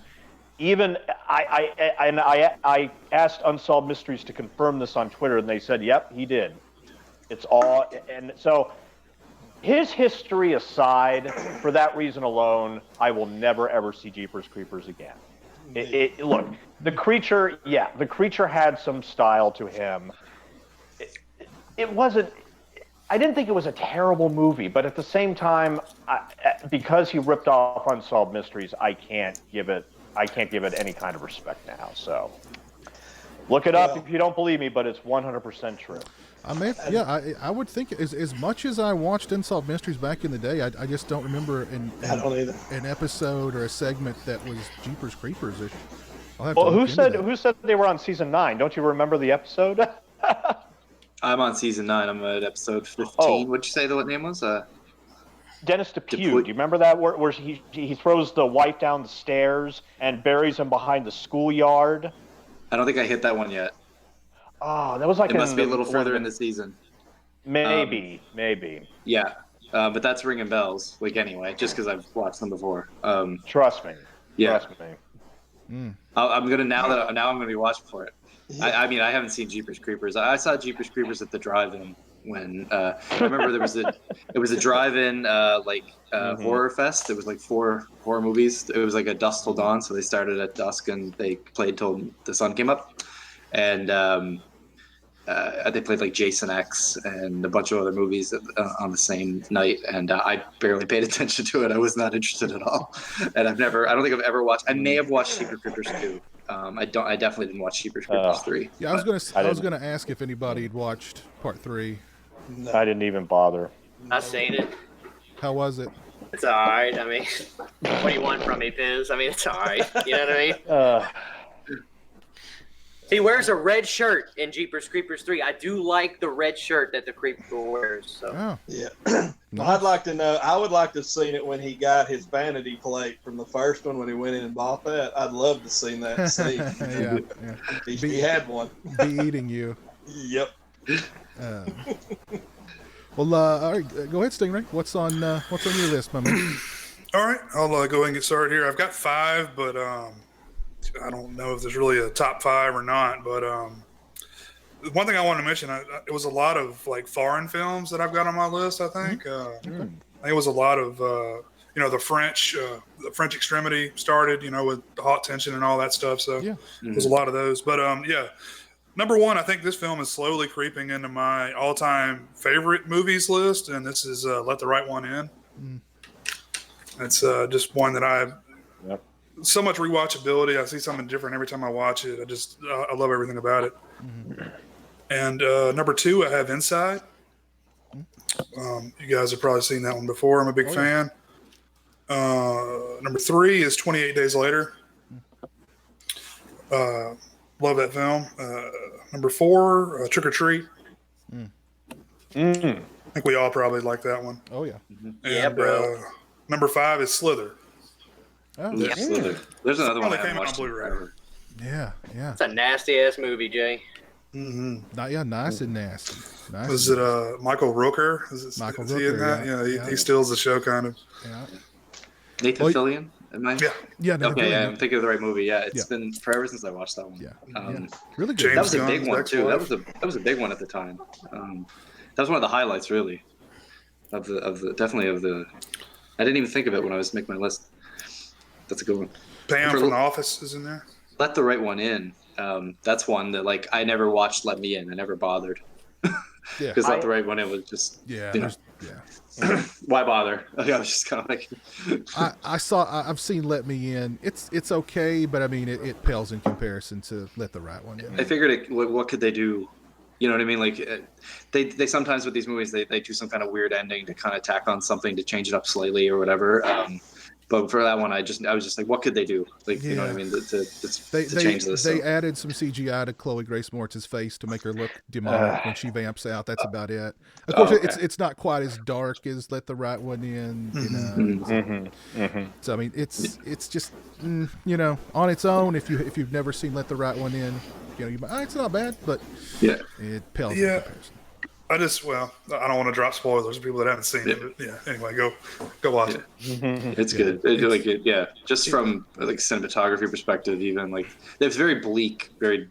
Just that it really gets to you. It got under my skin. I remember when I watched it. And you can kind of see it a few different ways. You can think about it. The different meanings for certain things that happen. You can take them. I remember at the time I saw totally different things. I remember talking to people and I'd say, "What did you think of this?" And they'd be like, "I didn't get that at all." You know what I mean? Yeah. There was a lot of that. I don't want to spoil anything, so I'm keep general. But I actually requested you to review that 20 years ago, Raha, and you reviewed I it did. on I think. Yeah, Yeah. that was forever ago. That was a long time ago. That was back in the highlights of horror YouTube. Yeah. I think That was I a big think time. That The may good have old even, days. That may have even been before I started my channel. I mean, jeez. Well, I remember we used to chat on Dead Pits Forum before you started your channel and stuff like that. And I remember Jay being there too, so it's definitely possible. That was a good time. One thing I want to mention real quick is the original U.S. Blu-ray release, or Region A Blu-ray release. The subtitles were all jacked up, so I wound up buying a Region B. They eventually fixed that, but you had to check. There was something on the back of the disc in the audio specs. You had to make sure that it said, I don't remember what it was, but when I went and bought the Blu-ray, I had to make sure that it was the right. So what was wrong with this? Like, I never heard this before, so I've definitely seen the bad subtitles. I don't remember exactly what they changed, but it's Okay. yeah, I can't remember exactly, but they jacked up the subtitles. It was a pretty big problem. I mean, I think it like kind of changed the way the movie played a little bit. Okay. It was something pretty serious, as I recall. Yeah. But Okay, they on. did try and fix it pretty quickly. But you just had to, if you were going to buy the Blu-ray, you had to flip it around and make sure that it said something about the audio. Gotcha. But Very cool. and Let the Right One In's definitely on my list. It's very high on my list. I love that movie with every ounce of my being. Such a great film. Such a great film. Let's see, what else? You mentioned. What was the first movie you mentioned? Was it what? That one, Let the Right One In. Okay, yeah, that one. You mentioned High Tension. Was High Tension on your list? It's on my list, but really not in my top 5. Okay. I think once you get past the twist in that one, it's kind of loses its rewatchability. Yeah. That It's a one, good film, though. It is a good movie, and I think it did kick off that French kind of like Martyrs and Inside, and The French Invasion. yeah, the French Invasion. And I don't know, it's been so long since I've seen them all, and not to say anything against Inside because I just don't remember that well. But I felt like at the time I liked High Tension best. But maybe that's just me. And you're right that after you get the twist, it's kind of. I mean, it actually got a theatrical release near me, which is fucking crazy. Yeah, I mean, like, I remember when I went to go find the movie to see, I was walking around looking for High Tension, but in Canada, I think it was released as Haute Tension. Like, it was so, like, I was like, oh, okay. You know what I mean? Like, usually they would Americanize everything, right? But, that was a good one. I like that one. The twist doesn't really, I think the movie is so good, I can overlook that twist. You know what I mean? Or can you even call it a twist? It's just call it a plot hole. It's a plot hole. Yeah. You know what I mean? It's not a twist. It's a plot hole. I remember. It's not a plot hole. I remember. I remember. I think it was Roger Ebert's review of the movie in which he said, "This movie has a plot hole in it so big that you could drive a truck through it." Then he goes, "Oh wait, they actually do drive a truck through it." They do, yeah. Well, It's an unreliable narrator. The film doesn't take place as we see it. Well, that's not a plot hole. That's any more than Fight Club has a plot hole. That's a great way to cover up anything in any movie. There's an unreliable narrator. You can't trust the narrator. But that is your plot twist. Is that it's an unreliable narrator. I was talking about this the other day. Hole. It's an easy trick to just say, "Oh, it was a split personality," or "Oh, it was this," or "It was just Tyler Durden, man." Yeah. I don't. It doesn't. I love the movie for what it is. Even after that, I don't. It's just. They needed some sort of contrivance to transition the movie. So whatever. Hey, I'll buy it. I don't care. It's so good before that. It's so good after that. There's so many hints early in the film about it. It's not like something that they pulled out of their ass. It's developed throughout the film. Rewatch it. You just don't like that they went someplace you didn't want them to go. That's it. That's it. Yeah. We'll just say that. We'll just say that's it. That's it. We'll just say that's it. And then I'm gonna write a screenplay, and when I got it, I'm just gonna he came down in a spaceship. Well, he's unreliable. The biggest. Well, okay. Do you hate Fight Club? I'm not a fan of it. Don't talk about it. Okay, so maybe that's the sort of thing you just don't respond to. A lot of people don't. That's fine, but it's not. It's okay. It's not a flaw. It's a decision. It's cheap. You might not like the decision. Well, maybe. It's cheap and easy. It's developed through the plot, though. I think there's enough in it. I don't think it was done cheaply, even if you think it's cheap. Well, Cole and I were talking about this the other day. We, reviewed The Machinist, and they do the same thing in that. They call it like the bootleg Fight Club or whatever. But I think that is done really well in that film. I don't think, because I think you kind of know what's going on a little bit before they reveal it. So it doesn't feel as cheap in that one.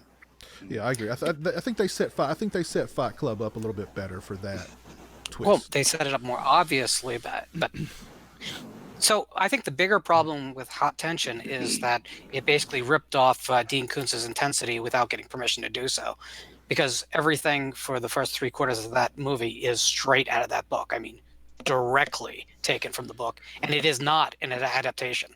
And yet you deny the fact that Dean Koontz is a genius. Dean Koontz is not a genius, but that's what they did. Okay, well, you love High Tension, yet you don't like Dean Koontz, and Dean Koontz should be given a writing credit on High Tension. It's one of Dean Koontz's better novels. I'll say that. Okay, It doesn't have any golden retrievers that can spell in it. So is it Phantoms good? It's way better than Phantoms. I don't know about that. But what are we doing the Phantoms commentary? Oh, we do need a Phantoms commentary. Oh my God, that would be so good. Phantoms. I don't even know where are we at this point? I'm lost. Stingray just gave us his 5. You want to go to Christian? Stingray gave us his 5, so we'll go. All right, let's go to Christian. What do you got, man? Oh boy. Fake Nation. Get it out there. Damn. Nation. All right, screw it. All right, here we go. These are my 5. These are, it was actually really hard to do this because when I'm lazy, so I initially go to Google and I type in top movies, horror movies of the 2000s. Only so much pops up, but I scoured my Blu-rays and okay, number 5 is a movie I actually saw a year ago called House of the Devil that I really liked, which I didn't realize that was 2009 until when I saw it online. I was like, wow, that felt like 2016 or 15. But I like that movie. Really nice. I guess you call it a slow burn. I really don't know if I really like that term though, because it kind of sounds like an excuse for like a movie you like, but say, oh, it's really not good. But I just thought it was a good movie. I liked House of the Devil.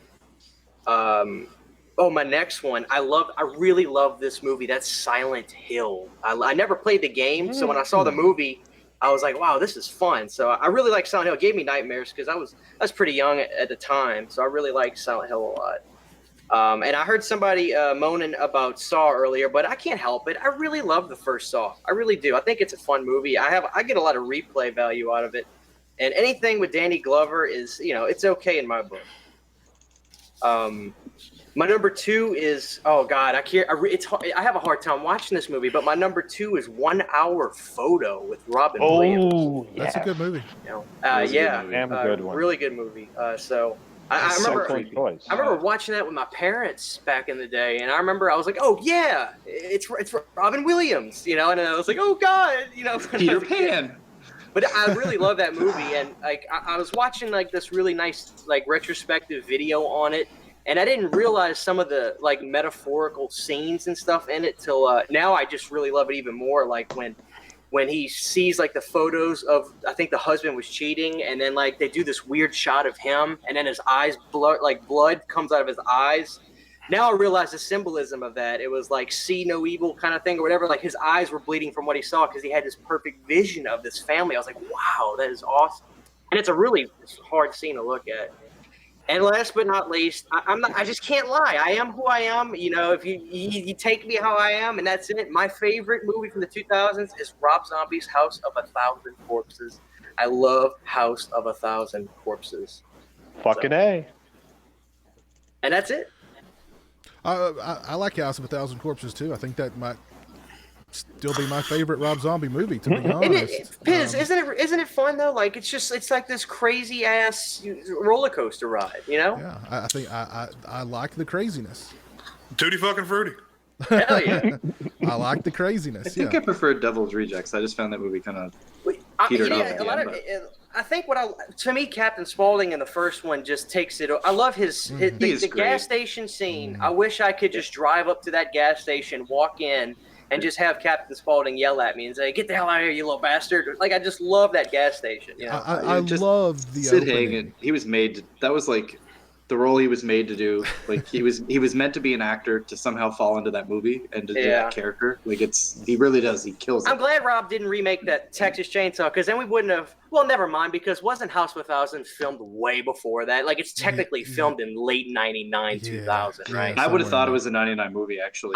I love the movie, and strangely enough, Piz, my grandpa like rented it because I remember when it finally came out.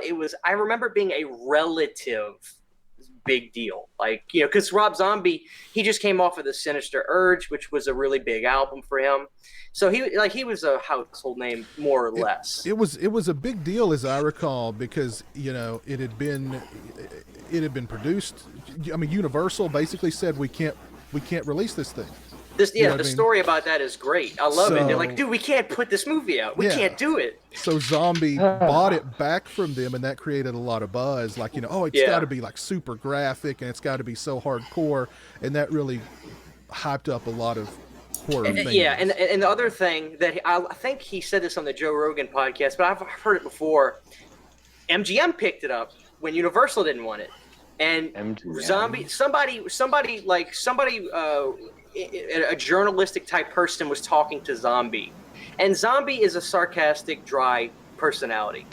So somebody was asking him, like, hey dude, what happened with Universal? And he was like, well, they thought the movie was unreleasable. They thought it was just way too violent and just crazy. So MGM picked it up. So I guess MGM has no morals, and said it in jest. Well, that got out to MGM, and then they dumped the movie, you know, so it's ridiculous. So. But I love the movie. So just Lauren, get it out the way. Let Lauren cuss me. Let him make fun of me, because I know he don't like it. No, he avoided putting something on his list that I think we all thought would be there. So. Well, I can't in good conscience, even though I do like his Halloween's. I can't in good conscience. No, then you got to pass, man. You made the right call. We're good. You made the right move. I appreciate that. There you go. I change for nobody. So wait till I get to my goddamn honorable mentions. But you mentioned House of the Devil. That was that one fits to me. Like when I think about it, like I watched it way back then, so it's been a while. But it fits at home in my mind right now with kind of the resurgence of retro horror that's been happening the last little while. Like It Follows and things like that. Like it you know, it did come out in 2009, but it fits right at home. Like that movie, and you know what, you're right. People do use slow burn as a cop out, but that movie is a perfect slow burn in that sense. Like it's just enough. It just keeps you tagged along enough. Ryan, I tell you, when I was watching it, I love the setup for the movie, and then when she gets in that house, I'm like 10 minutes in, I'm like, oh god, what's about to happen? And another 10 minutes goes by. What is about to happen? And I never got bored. I was like, something is about to happen. It's about to go down. You know? Yeah. So I loved it. Is that a Tom Noonan joint too? He was. Tom Noonan freaks me out.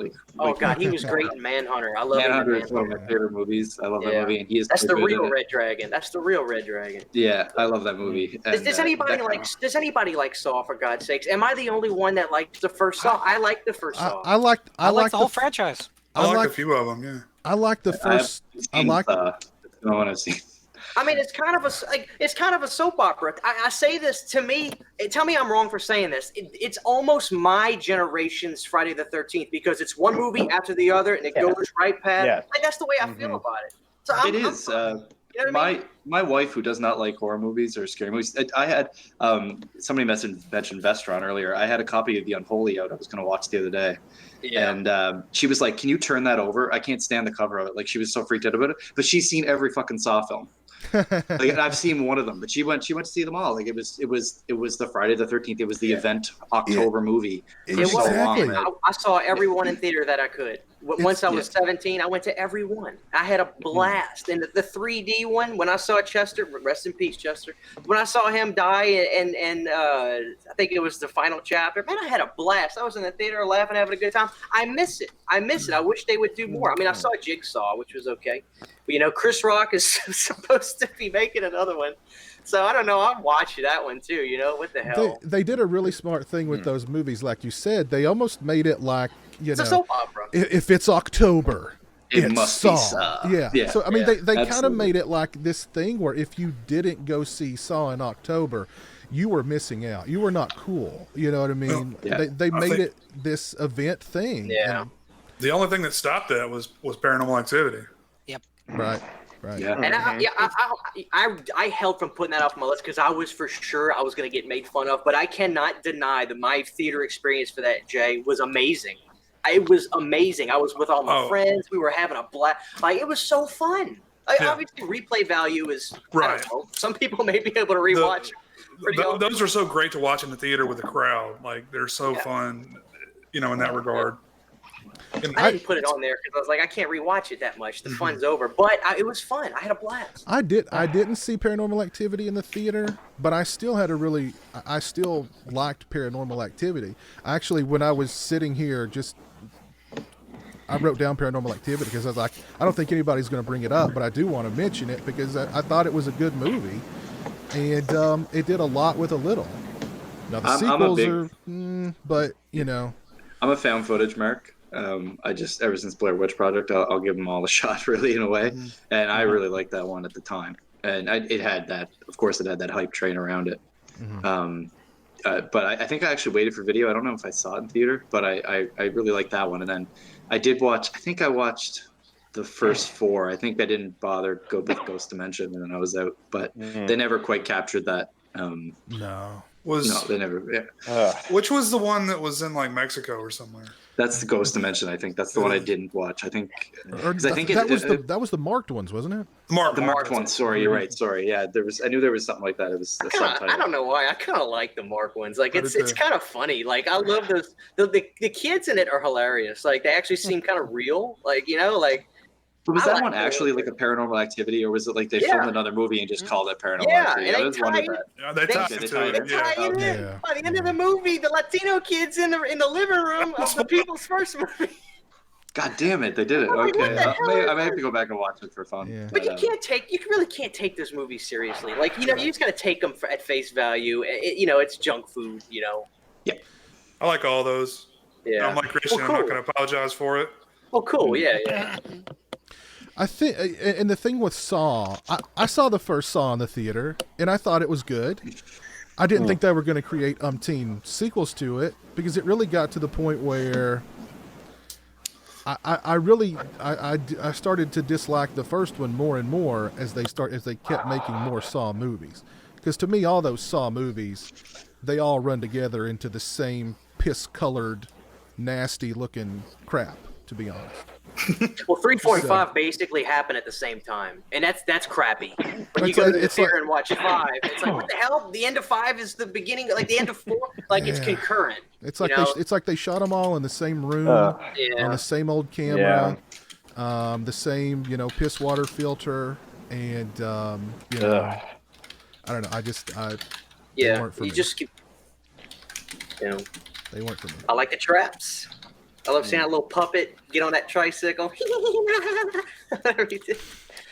I love that, man. I will confess, I enjoyed the first Saw immensely, and I watched 2 and 3, and then I was just like, I think I've had enough. So, but I heard Saw 6 that actually isn't that the one that got like the stronger critical reception because it had like environmental satire or something? Am I wrong? Health insurance. It's help. Yeah. They were commenting on health insurance in America. Well, some critics actually liked that one. They were kind of just making fun of people making films about things. Oh, okay. There's a cynicism throughout those films that is like that helps propel them along, and I think that's, again, they have their audience. They'll go as long as any franchise will, because they can be made cheaply. They can, but I will say this: they are kind of the perfect film franchise in a way for the horror genre, because they took all the elements you need to have a franchise. A recognizable killer that you could plaster on a t-shirt, a real set of design choices that are instantly recognizable. You watch a scene from a Saw film, you're watching a Saw film, whether you're told what you're about to see or not. One of the best scores of the decade. I mean, all the elements were in place, and that's why they went to, 8, 9 films will be this year. It's not a coincidence. I mean, it was probably a little more calculated than it needed to be, but it did exactly what they wanted it to do. Amen. Now I don't feel so bad. I feel good. Saw, baby, Saw. Dude, we defend things like Texas Chainsaw Massacre: The Next Generation on this show to pick apart the later Saw film seems, you know. All right. I'll even defend Seed of Chucky. Oh, come on. I like Seed of Chucky. I love me it. I love it just for the Glenn and Glenda homage. I love it just for that. And that's why Stone's on the Sausage Factory. Well, I hope, if you like that, you'll love the new Child's Play TV show, because I'm telling you, Mancini's basically making the show Seed of Chucky. Oh, man. Okay. Get ready, bro. Get ready. Well, it's Acosta is running the writers' room on that, so I don't know. That's just what he said on the post-mortem podcast. That could have been, Mancini. He's aggravated because when they brought up Seed of Chucky, the only thing he could say was, everybody wants to give me crap about this movie, but this Pulitzer Prize winner told me he liked it, and he's smarter than all of y'all, so he's saucy about Seed of Chucky. Come on, man. It's just imagine how that would play now in today's it'd probably do great. Gender fluid landscape. It would do great. It would do millions. Oh my God! It would be Me Too'd out of existence. It would do millions. I'm surprised it hasn't had a renaissance, Piz. You know what I mean? Like people should be holding Seed of Chucky up now. Yeah, exactly. Like Chucky, don't assume his gender now. Well, let's move on. Lauren, what have you got for us, man? Okay, I'm going to do my top 5. I really struggled with this list. Like I said, I started out with 42 titles, and I tried to whittle it down. I actually think it was a good decade for horror. Again, if you were willing to look beyond the Cineplex, or at least look down the list on the Cineplex and not at this week's big release. So my fifth favorite thing that came out in this decade was Repo the Genetic Opera. The sheer audacity of making a completely original industrial rock opera, and really knowing you had something that was not commercially viable, that had to be made through some extremely twisty turns to get financing in place. It's an amazing thing that it even exists, but I love the movie every frame. It is a kind of warped hot topic rock musical for a generation that didn't really have their Rocky Horror, and I think it's a film that more people should give a fair chance to. And if nothing else, for the great music, some great performances. Anthony Head is just amazing in the film. I think it's the best musical of probably since Shock Treatment. My number 4 is probably my only real huge obscurity, and it's a film called Sick Nurses from 2007. Pierre Van Lavion, which it's a Thai film, and it is a gore comedy. It's not a horror comedy. It is a gore comedy. It is if you like things like early Peter Jackson, or early Peter Jackson is a pretty good place to start with it. You should really love this. It's a really twisted, nasty Asian ghost story, but kind of not. It's about 5 nurses who are completely self-centered and horrible, and the doctor that they're all kind of in love with. And things go really bad when they kill one of their own, and she comes back to haunt them. It has some incredibly, incredibly offensive sequences, including an aborted fetus being used as a murder weapon. Jesus. Yeah, it's awesome. Number 3 would be David Lynch's Mulholland Drive, which was to me his perfect, psychological / metaphorical horror film. I think it's his masterwork in his wave. But when we talk about Lost Highway, Mulholland Drive, Inland Empire, which I think is his weakest, and then even Twin Peaks Season 3 or Twin Peaks Fire Walk With Me, Mulholland Drive is the one that really just fires on all cylinders from beginning to end, and I think really works. Helped by 2 great performances, lead performances, and it's genuinely an upsetting film. But it can also be a very funny movie, and it can be a very moving film. And it puts a lot of things on screen that I don't think you ever expect to ever get there. Sad, angry masturbation. It's there. A murder sequence that really, really, really we linger on too long. It's there. And the scariest senior citizens in film history. Number 2 is Kim Ji-won's classic A Tale of Two Sisters, which if you haven't seen this Korean film, it's a mind-blowingly great addition to the horror canon. It is, in my mind, a perfectly shot film. It is incredibly tight. It's incredibly scary. It's disturbing. The character work is amazing. It does have a narration trick that you might not like, Piz, but in this case, I think it's a better film than something like Fight Club, easily. And I'm a Fincher fan, so I definitely hold Tale of Two Sisters in extremely high regard. But my favorite film of the 2000s easily has to be J.A. Biona's The Orphanage, which to my mind is a perfect ghost story. If you haven't seen it, it is scary, it's moving, it's tragic. And that's something that gets missed from way too many ghost movies and haunted house movies. You mentioned the Paranormal Activities, which I don't really like. One thing that's always important with ghost stories is they have to have an element of tragedy to really resonate. That goes back to the Gothic tradition, to the beginning of the genre.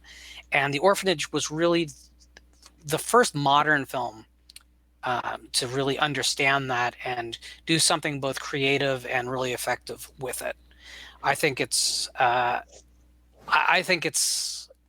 unfortunately under recognized in the genre, and it should be a touchstone. And to answer Barbecue Network, no, I don't like The Others, which is like a cheap version of this. But did The Orphanage ever get remade? I remember that for years that was on the... There's been constantly interest in remaking, and it's never actually happened. But it's been ripped off so much at this point that what's the point at this point? I remember hearing at one point like Amy Adams and Guillermo del Toro and people were involved, and like it just never... Well, Del Toro, Del Toro was one of the producers on the original, so it's funny when I was putting this list together. If I was, and maybe at the end I will read off my full 42, you'll see that there is a lot of like really obvious stuff. Like I'm sure everyone in the chat expected Jason X on my list, and it's on the 42. But to be honest with you, I would rather see films, even over films I love. I'd rather see films that I think do good by the genre and push it to a place where we haven't seen, a place we haven't gone. So that really is what made the difference in really narrowing down my final list, is films that I felt really actually did something positive for the genre. Not just my enjoyment, but my enjoyment had to be 100% too. But I really wanted things that I felt were important in their own ways. Not all in the same way either. Very nice. Very nice. The Orphanage was it was on my list.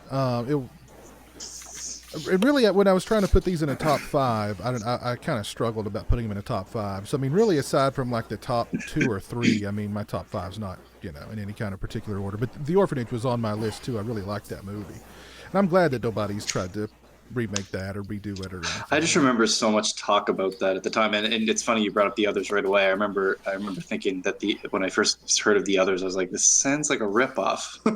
Like, you know what I mean? Like anyway. But yeah, I remember for years talk of a remake of The Orphanage.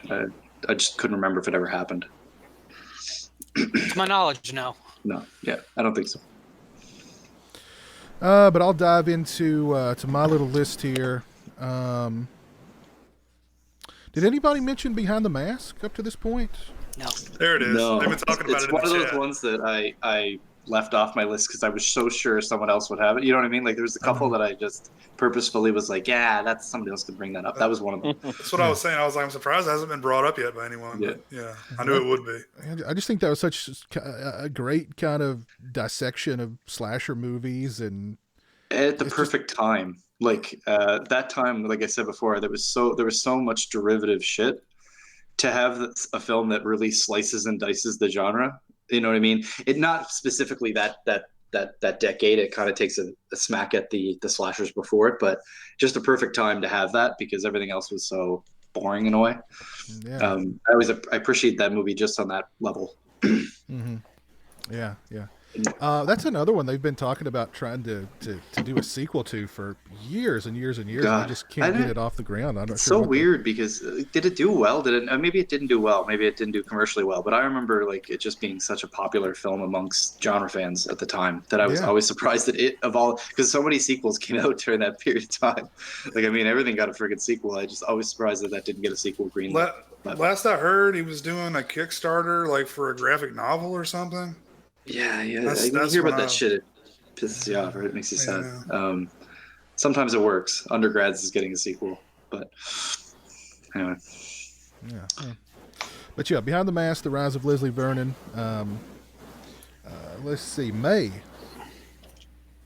Love May. Lucky McKee. Love Lucky McKee's May. I don't know. I've seen that movie countless times. That's one I think I can just kind of pop in and watch it anytime. Really, I love Angela Bettis's performance. It's quirky. It's strange. It gets very dark.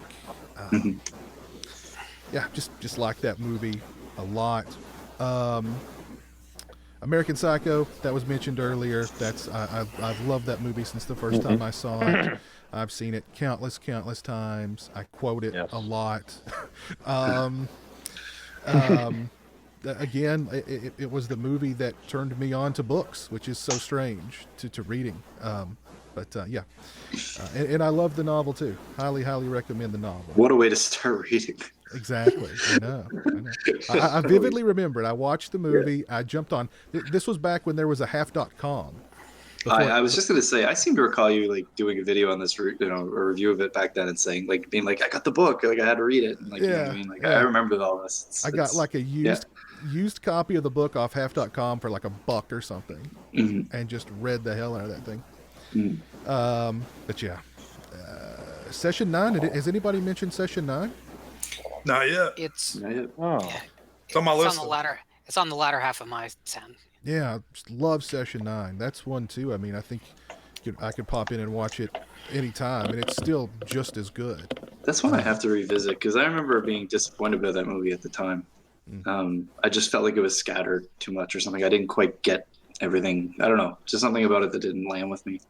That I was really looking forward to Session 9, and it just didn't hit with me. But it got a really nice Scream Factory Blu-ray a few years ago. Okay, cool. They didn't call it a collector's edition, but they should have. It's got lots of nice extras on it. It's a really good release. Nice. But yeah, love Session 9. Love that movie to death. Number 1 on my list would have to be Let the Right One In. We mentioned it earlier. Yes. It was brought up earlier. We talked about it in depth earlier. That movie, the first time I saw that movie, it was just such a powerful and moving experience. And like, it was one of those movies it gave me chills numerous times while watching it. It was so good. And the ending of the film, oh my God, blew me away. But yeah, great movie. I can watch it pretty much anytime. I bought the book for that one too. I just never got around to reading it.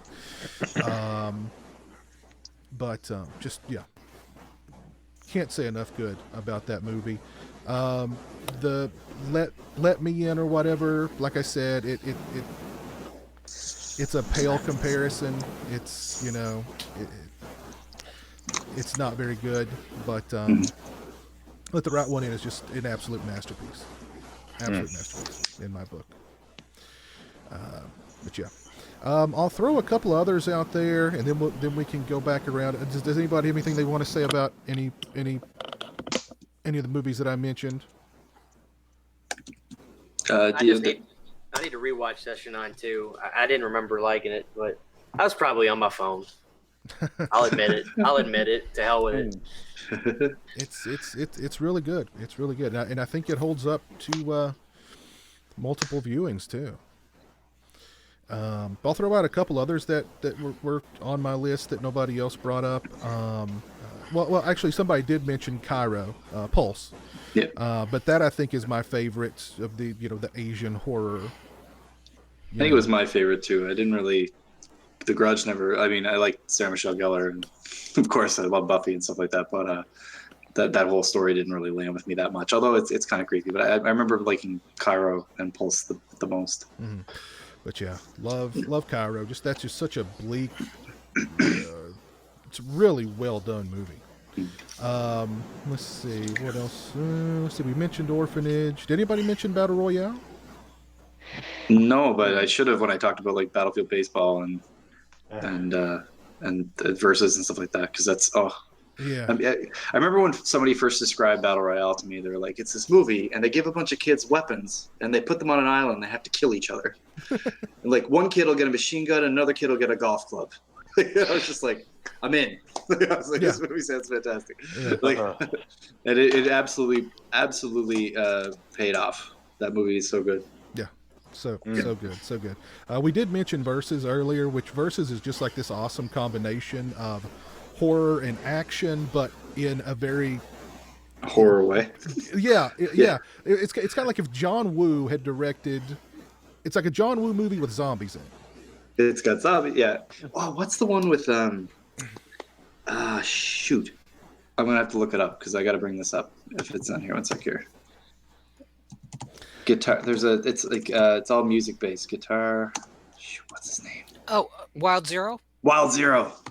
Wild Zero. I love Wild Zero. I love Wild Zero. That was probably my favorite of all those movies when at the time. Like I just thought that was ace. I love that movie. Raiho, do you like Stacy as well? I haven't seen Stacy. Oh, you have to see Stacy if you like Wild Zero. Okay, I gotta see it. Oh then. God, yeah. Okay, it's going on the list right now. And I know somebody mentioned 28 Days Later, but I also really like 28 Weeks Later also. And I'll throw this one out there because this movie has become like my mother's favorite movie. Just shockingly, this is now my mother's favorite movie, Bubba Hotel. So Bubba Hotel. Give some love to Bubba Hotel. I love Bubba Hotel too. I just never thought it would be, she would. That's pretty random. That was one of my honorable mentions. It's like her favorite movie now, Bubba Hotel. Yeah. But yeah, good movie, really good movie. But I'm assuming she's an Elvis fan. No, she's not an Elvis fan. What? Which makes it even more interesting. The King? She's not a fan of the King? Not a fan of Elvis, but she likes that movie. I don't know. But all right, there we go. Let's kind of see what's going on in the chat real quick. See if anybody's thrown out some of their own favorite horror movies of the 2000s before we go back around. Adam, the motion picture history horror fan, mentions The Girl Next Door from 2007. I loved that movie. That one probably would have been on my list, but I completely overlooked it. I love that film. Very dark, very sad, very Actually met what's his name? The author of the book. He passed away recently too. Or well, not recently. Ketchum, yes, Ketchum. I met him at a convention, and I told him, I said, oh man, The Girl Next Door just tore me apart, and he was like, yeah, me too. But yeah, he was Jack Ketchum. Was it Jack Ketchum? Jack Ketchum makes sense. Yeah. I very, very casually I knew Jack Ketchum because we ended up at a lot of the same places, and his real name was Dallas Mayer. He was an incredible guy. Unfortunately, kids don't smoke. Yeah. Yeah. But he was very nice, and he was very cool to meet. And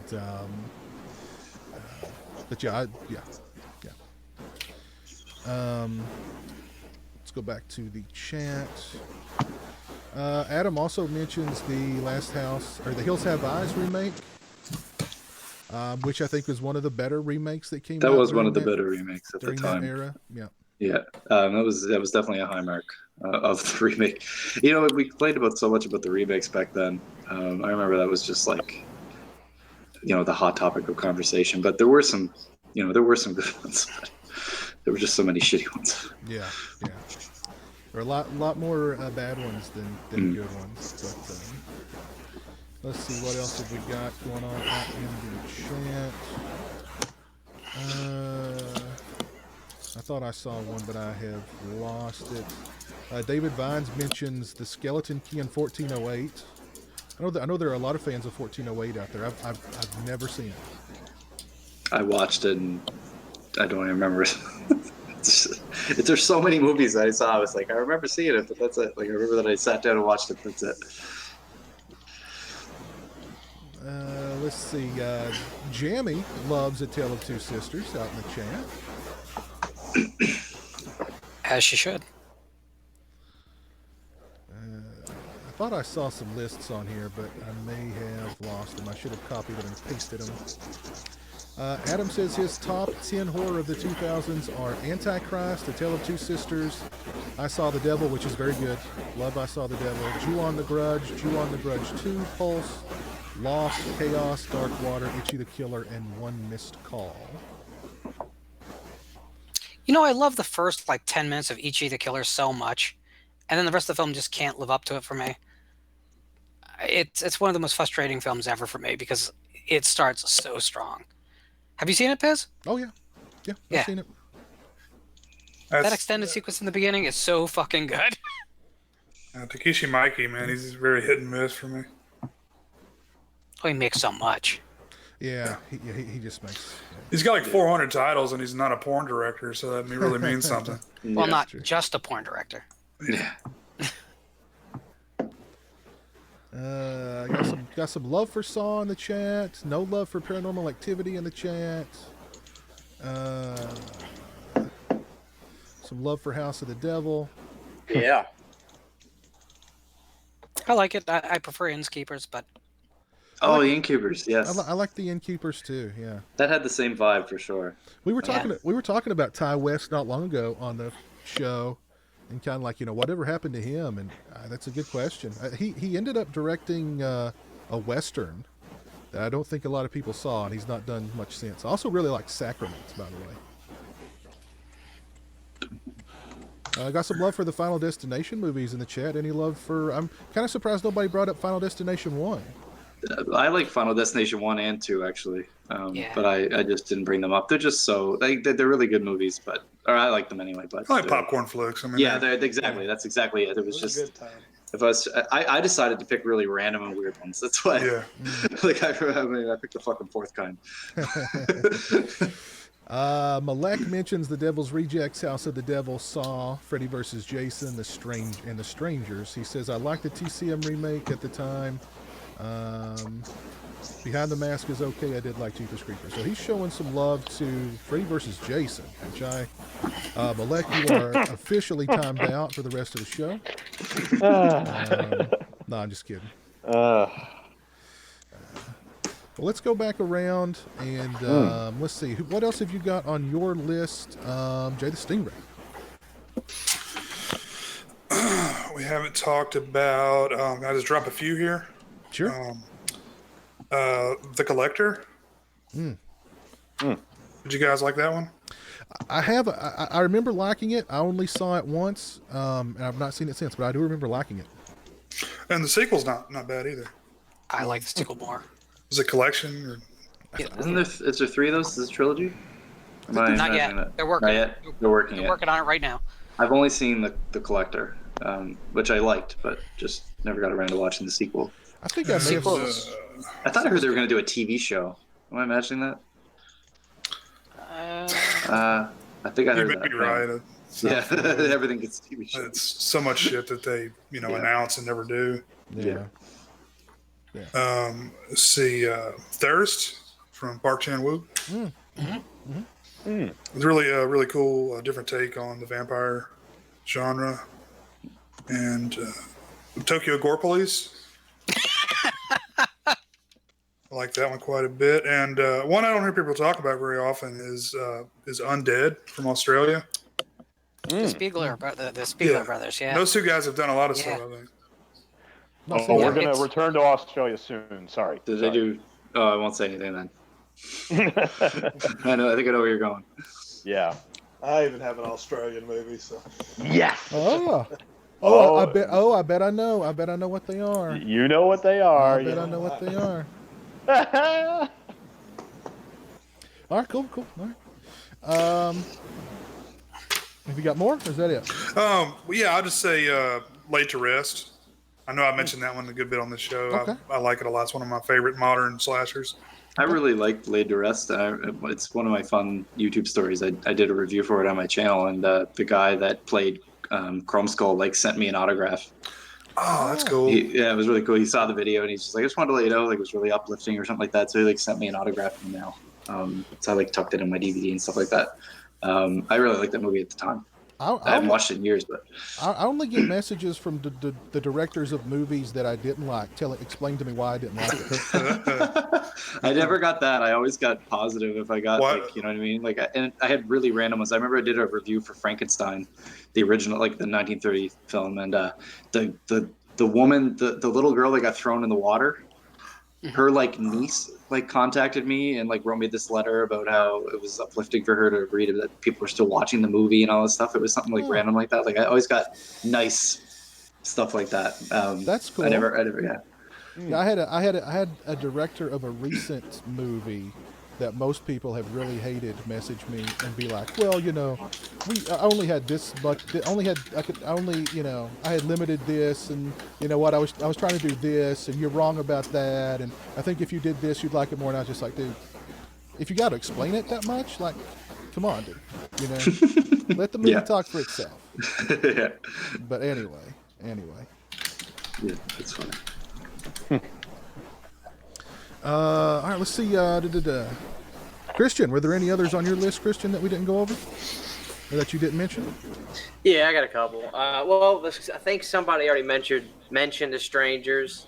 Of course, I do love Devil's Rejects. I just like House a little bit more.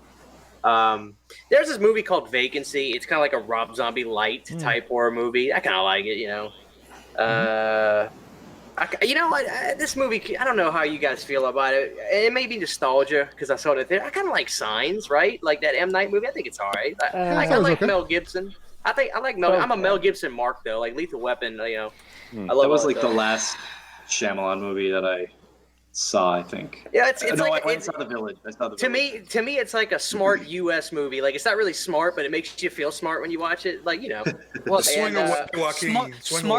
Smarter than the aliens who invade the blue planet. Yeah. And then, I remember, you guys probably all think this movie sucks. I do too. It's kind of shitty, but I kind of like Disturbia, because I grew up watching Even Stevens. So it's like Fright Night. They literally took Fright Night and took out the vampire. It sucks, but I kind of like Fright it. Night, Rear Window. That's it. And my last one, me and my dad bonded over this movie. This is going to sound really weird, but we love the movie Teeth a lot. So.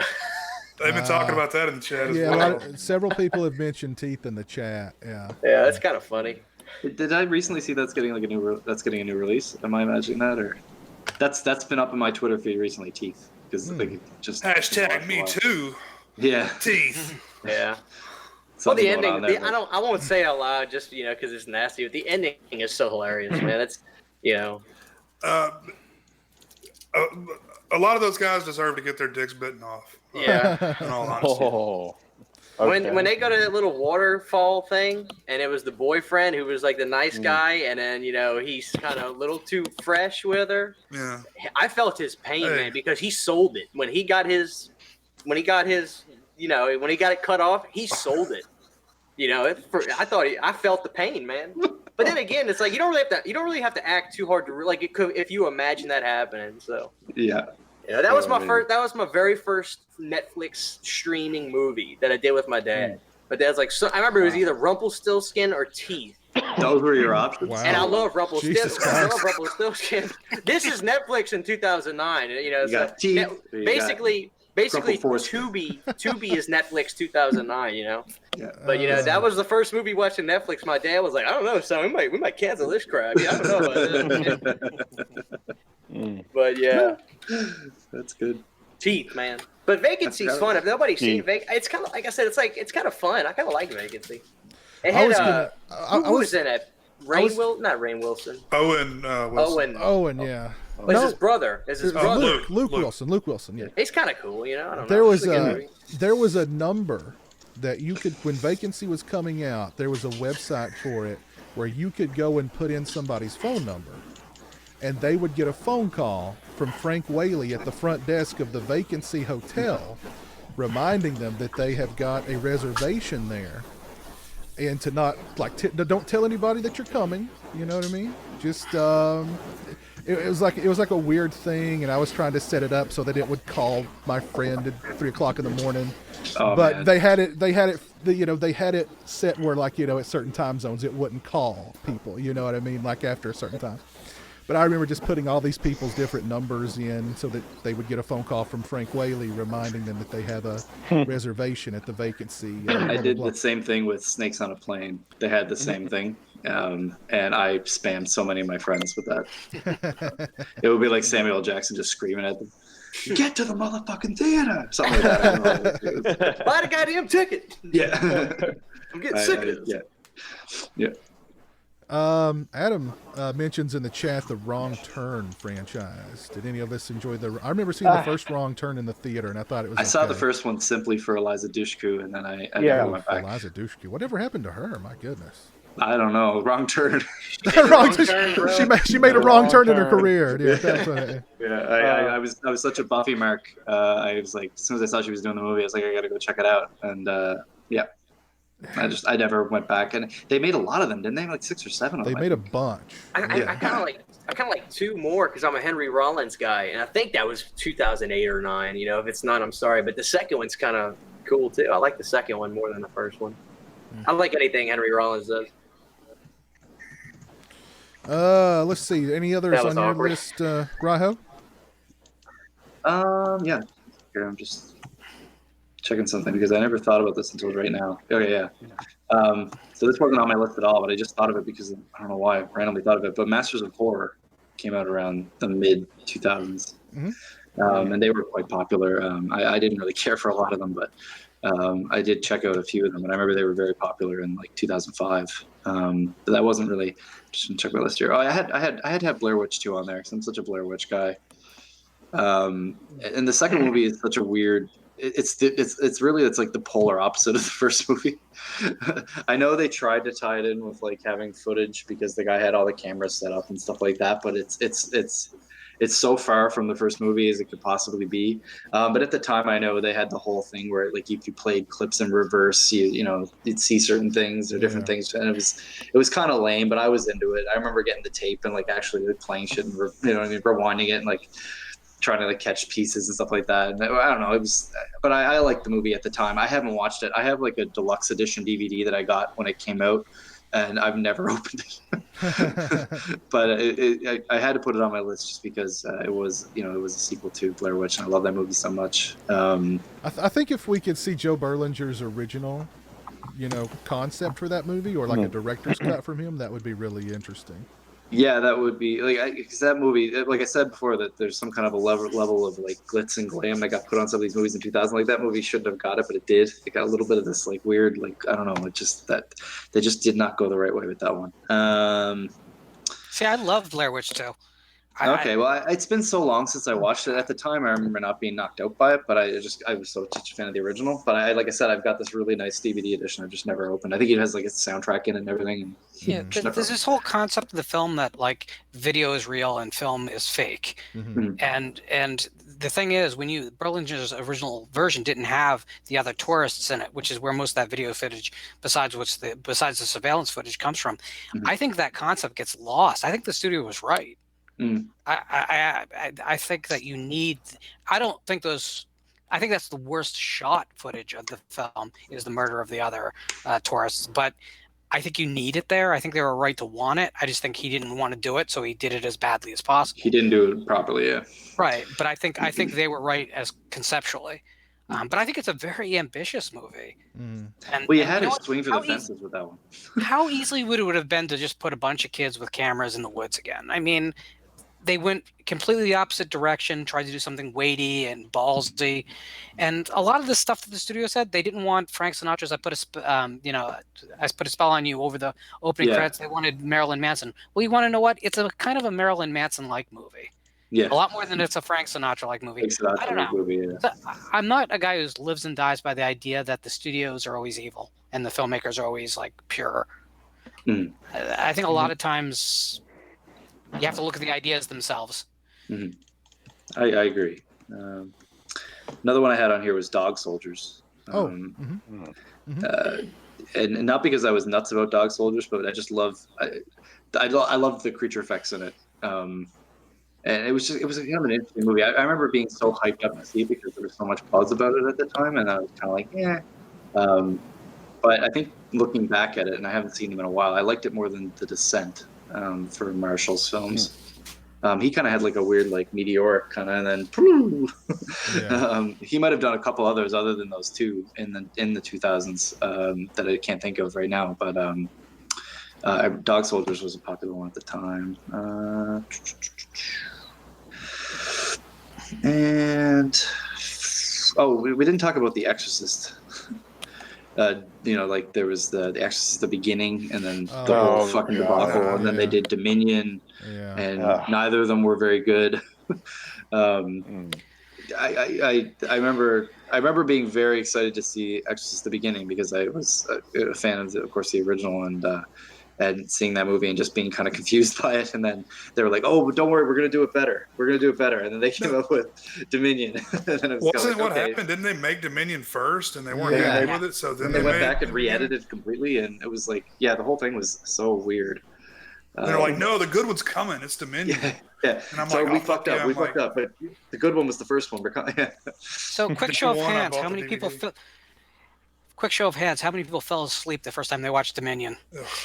I didn't even watch. Paul Schrader did. made a very literate film, but God, it's boring. Yeah. And then Rennie Harlan made this like ADD, like freaking schizophrenic film that has all the same ideas. Yeah. But completely like screams in your ear the entire time. I'm about to do a video on these two films together, and I got to tell you, it's painful rewatching them to do it. Is that why you bought all the energy drinks to help you get through Dominion? This is not going to help. Flat of those. Dominion is dull. I mean, it's dull. Like how long is this? Only an expensive film can be 7 hours. It felt like I think it's only like 140. I don't think it's really that long of a film. For some reason, I thought it was over 2. Oh, it is. And no one. The only thing that's cool about the movie is that the unfinished CGI on the hyenas is so funny that you get that little power kick. But besides that, nothing. Yeah. I just like to pretend those movies didn't exist. They just didn't happen. Yeah, they were. I think that's winning the poll. And that's why I couldn't. I couldn't not bring them up. And that was a lot of my list was just movies that I just had to bring up because just bizarre. I have to talk about Hatchet, I guess. A little bit. I don't know if anybody brought up Hatchet, but I remember that was another big letdown. That was a big letdown for me. I don't want to talk smack because some people like the movie, I guess, but there was so much buzz around it, and was looking so forward to seeing it. And it was going to have some comedy, but mostly a big slasher. Kane Hodder's in it and all that stuff. And I remember watching that movie the first time, just being like, I can't even. I can barely sit through it. Yeah. That one was one where the horror websites absolutely created the hype for that one, and just overdrove that thing into being like the greatest horror movie ever. And like overnight, Adam Green was a master of horror. Like he did like it was so bizarre that whole. I remember the horror community. It's like I was the only person on Earth that didn't like Hatchet. I'm like, what am I missing in this goddamn movie? Like, it's just not any good. I couldn't stand. I couldn't stand it. I tried watching the more recent one. I got through 15 minutes of it. And was just like, nah, not wasting any more time. I mean, there's certainly Danielle Harris has got the eyebrow that's like way up here. That's two. She's pulling a rock the whole movie. My family. I smell what she's cooking. I mean, they've got good gore in them, but I hate the characters. I hate the dialogue. I hate the way they look. But they got some gore in them. So, I mean, there you go. Mm-hmm. Yeah. They're certainly not Desert Island movies or anything. They don't. I couldn't watch Hatchet 2 or anything. It just goes to show that like gore can't save a movie. I mean, the gore is good. I'll give it that. Well, I mean, I guess, I don't know. I guess some people think that the characters are funny or that the that was the thing that really pissed me off the most was that they were supposed to be funny, but they really weren't. And the jokes just kept landing flat for me over and over again. And I was like, I know that these people are supposed to be funny. I know what they're going for here. It took me a little while to settle into it. And then I was like, I get it. It's supposed to be funny. I don't find it funny at all. and I don't think like, and I don't think Adam Green's a bad filmmaker because I liked Frozen, I liked Digging Up the Morrow. You know what I mean? It's just yeah. Like I often like I rag on a movie. I don't try to rag on filmmakers. At least they went out and did it. And they put a lot of blood, sweat, and tears into these movies. And sometimes there's meddling, sometimes there's not. At least they did something. I'm not trying to, but that movie just didn't. I remember there was so much hype, and he was in so many interviews and talking to people. And like I said, he became a master of horror overnight. Everyone's like, and that movie just. Oh. Do you think that movie took steam away from The Rise of Leslie Vernon at all? Didn't they come out around the same time? Did Hatchet kind of step on The Rise of Leslie Vernon a little bit? Rise. I'm just wondering. I was young at the time. I'm just wondering, because it seems like more people. They both put him around or 06, I guess. Right. They were the same year. Yeah. And Behind the Mask did not get a wide release. It got a select city, and basically some art theaters picked it up, believe it or not, as like a late show, but it didn't get a wide release. So it was never going to be a big hit. I mean, it was just not in the cards. Didn't Anchor Bay distribute it theatrically? I think they did. They distributed the DVD. Yeah, I think they didn't get to see it until. I think they distributed the film itself as well because it was a limited number of prints. I think they handled it all in house. That's got to be a rarity. They haven't done that. Movies like that and Hatchet. I mean, they're those movies find their audiences on DVD or VHS or whatever. Back in the day. Yeah. But I don't know. I mean, I don't remember a whole lot of hype behind the Mask. At least nowhere near the levels of Hatchet. Well, like Hatchet had the hype leading up, and then like for Behind the Mask, like I didn't get to see it till DVD or whatever, but it had the hype after. It was kind of like we saw this. It was really cool, kind of a different take. Like, you know what I mean? But Hatchet, I remember previews and like interviews and constant. Like it was like you got to see this movie before it ever came out, and I fell for it. But I mean, it shows you that I mean, if you can get the big horror websites behind you, they can help create a lot of buzz. I mean, let me remind you guys of Blair Witch. And a certain website called that, a game changer and the greatest horror movie of, the best horror movie ever. And, they removed those quotes quickly after the film came out. But they can create the hype for you. They certainly created the hype with Hatchet. And, not a fan. Not a bit.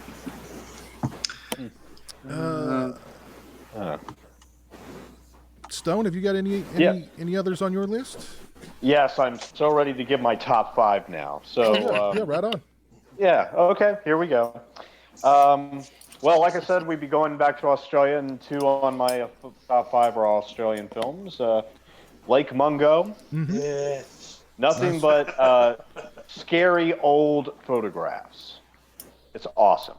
It's one of the great. It's so underrated. It needs to be seen. I mean, it's only available on Blu-ray overseas, I believe. And on here in the States, you have to buy one of those 8-packs, I believe.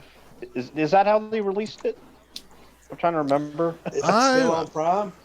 Yeah, it's on. I think I saw it streaming. First time I saw it, it was somewhere streaming, but it is on. Prime. I'm pretty sure it's on Prime right now. Oh, I think okay. It's also probably on Shudder too, actually. Because it seemed like it's out there. It seemed like it just like slowly over years and years has slowly been getting out there. But yeah, I'm so glad people know. Look, Wolf Creek is one of the coolest, awesome horror movies I've ever seen. I'm glad how much they built up character in that movie. Look, he is one of the greatest horror heavies, I think, next to Freddy and Jason. The guy from Wolf Creek. I think he's awesome. Head on a Stick, I think, is a classic moment. I love the second one. I love the TV series. Why is the Mick Taylor? That's his name. Yeah. And this is the type of story that would be on Unsolved Mysteries. I mean, it's based on real outback killings in Australia. I mean, this to me is the real deal. I mean, it got a shit ton of award nominations. I mean, a lot of critics like Roger Ebert shit on it for no reason, but it made its mark. I think it's one of the best of the decade, without question.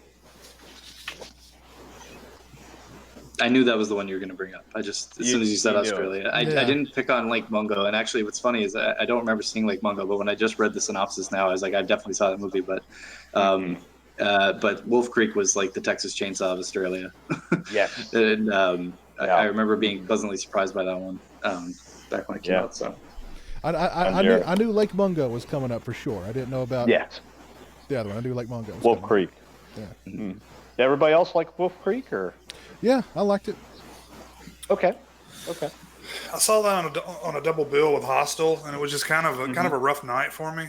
Kind of a, After Hostel? Was it after Hostel or before Hostel? I don't remember which one was first, but it was just like, it was kind of depressing. Hostels. I guess we didn't bring that one up tonight, but I just never got into that. I just never got into that torture porn craze. Like I just couldn't get behind that. And I remember watching Hostel, and I was just like, a bunch of my buddies were like, "We got to watch this movie." So I sat down and watched it. And I was like, I don't know, I can't do it. I think it's a hell of a lot better than Hostel or any of the other torture porn movies. I think it's probably the zenith. Well, it's got, like you said, it's got character development that's much more. Hostel, you're just like, I don't care who he's killing. I don't give a shit about these people. Exactly. So you lose any care. So Wolf Creek kind of falls into a different bucket to me. They made a series out of that, I believe, didn't they? Mm-hmm. Yeah, Wolf Creek. There's 2 seasons of it. I think what they're going to do is they're going to make a 3rd movie and then retire it at that point, because John Jarrett, he's getting up there. I mean, he's getting into his 70s now. So, I adore Wolf Creek, and also the other 3, The Descent. But here's the thing: people have told me that the European cut is even better than the American cut. I think when I watched it, I saw the American version. Or the American edit. I need to see the extended European cut. It's just the very, very end is different. That's really the only. Oh, that's it. Oh, yep. Yeah, I think they ended up just like YouTubing the other ending. I love The Descent. I feel like the first 45 minutes of it lowers my testosterone. Mm-hmm. But I've just got to skip that whole part because it's just women talking. It's I don't want to see that, So get down in the cave and let's look at some monsters. And I'm on board. It's worth it though. Yeah. But you mentioned you mentioned Neil Marshall earlier, how he had kind of a he had a meteoric rise. Yeah, with Dog Soldiers and especially The Descent. And then he did, I don't remember what that movie was. That batshit crazy movie with that, the stunt woman was the movie. It was a poster. I don't remember the time. It was like a big deal. It was theatrical. It had a decent budget, and nobody saw it. It bombed like crazy. It bombed. It wasn't good. Hard. Yeah, and it wasn't good. No, it wasn't good. It was Rona Mitra. Rona Mitra. Doomsday. Yes. Yeah, it was Doomsday. Doomsday. Yeah. I remember that was I was like, are you serious? That movie, and then he had a second chance with last year's Hellboy remake or Hellboy movie. I didn't even know that was him. And that movie also was not very good. Well, am I wrong that he's doing the next Kong movie? I know he directed some Game of Thrones. So, okay. I mean, I don't know why I thought he was doing the Kong. That may have elevated him a little bit, but because I didn't see Hellboy, but I'd heard critically it was okay. It was just that it didn't do well in the theater. But no, I didn't care for it. No, that's too bad. There's nothing to recommend there. No, gotcha. Yeah, not good. That's too bad. Not good at all. It's got the guy from the Netflix show.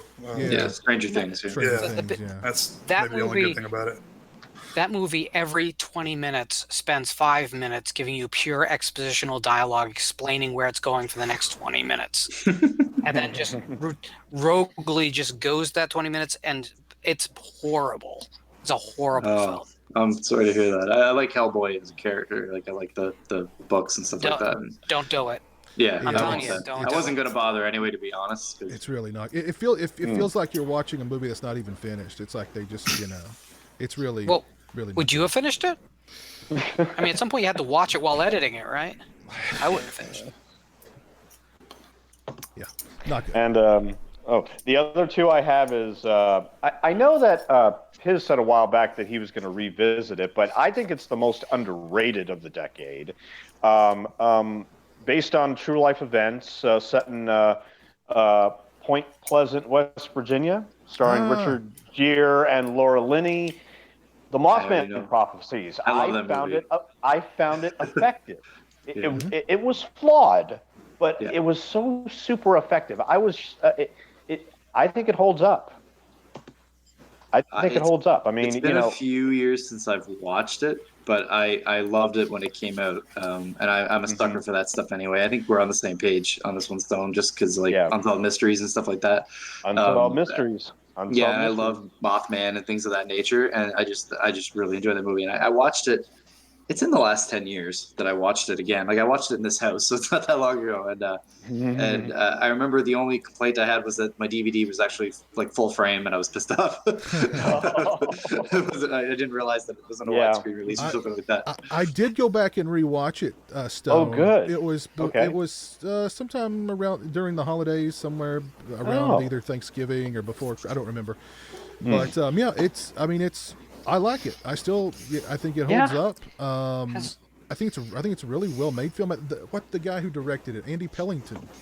Mark Pellington. Mark Pellington. I think he's a really good. He did good, Arlington Road. Yeah. Yeah, I think he's a really good filmmaker. He just, I don't know what. Yeah. I think there's a lot of interesting things going on in that film. Go ahead. Have any of you read the John Keel novel? Nonfiction book, basically a novel that it's based on. No, I'm not. Yeah, it's if you like the movie, it's a great read. It's a great read. And like if you watched like documentaries and things like that on the Mothman story and stuff like that, and you didn't read any of the Keel stuff, I think going into that movie you'd find it so bizarre because you sometimes you don't get a touch on like the whole what's the name of the Cold guy, Ingrid Cold and the whole story behind that, and they kind of do such a different take on it in the movie and stuff like that. And I remember seeing it in the theater, and I had only seen the surface stuff for Mothman, and I was like, what the fuck is going on? Yeah. Like, you know what I mean? And then I went back and dredged up the other information and stuff like that. And that movie just kind of got better for me as it went. But I'm glad you brought that one up. I forgot about that. Yeah. And finally, in my top 5, it's funny, when you consider 20 years down, literally 19, 20 years down the road, and, J.J. Abrams, he just gave us The Rise of Skywalker. I'm not going to go into that, but he just delivered this last part of the trilogy. Back in 2001, he was just, just writing and just trying to get into Hollywood, and he wrote this little road thriller called Joyride, starring the late Paul Walker, Steve Zahn as his brother, where they commit a trick on the CB radio with this trucker named Rusty Nail. Candy cane. Anybody out there seen Candy Cane? A laugh? You were just having a laugh? I was actually going to bring up Joyride just a little while ago. Look, that movie is gorgeous to look at. I mean, just the use of color. I mean, John Dahl, he's very much into noir and everything. It's so well done. The movie has a sense of humor about itself. I mean, I love it when he makes the guys go naked in the cafe. It's just, it's so good. And I've seen the sequels. They're not terrible. They're not the worst things in the world. They're not worth seeing, I admit, but the first Joyride, I think, is so well done and so gorgeously shot and well acted. I mean, the late Paul Walker, this was a seminal movie I saw him in, and man, the guy had it. He had a raw talent in him. Steve Zahn? I'm sorry, Paul Walker. Right, yeah. And Steve Zahn was his brother. Steve Zahn was his brother, yeah. And what was I forget the girl's name. Lily Sobieski. Lily Sobieski, yeah. But yeah, great one. And just real quick, the two worst ones I would choose, and if you want to take this discussion elsewhere, but a religious thriller called Lost Souls with Winona Ryder. These two movies I actually paid to see in a movie theater, and I wish I had gotten my money back. Look, Janusz Kaminski, Steven Spielberg cinematography, if he wanted to direct a movie, It's well shot. That's about it. The movie sucked ass. And then also, I know that a lot of us like Aja. Is that Aja. Yeah, Aja. My fault. He did a remake with Kiefer Sutherland called Mirrors.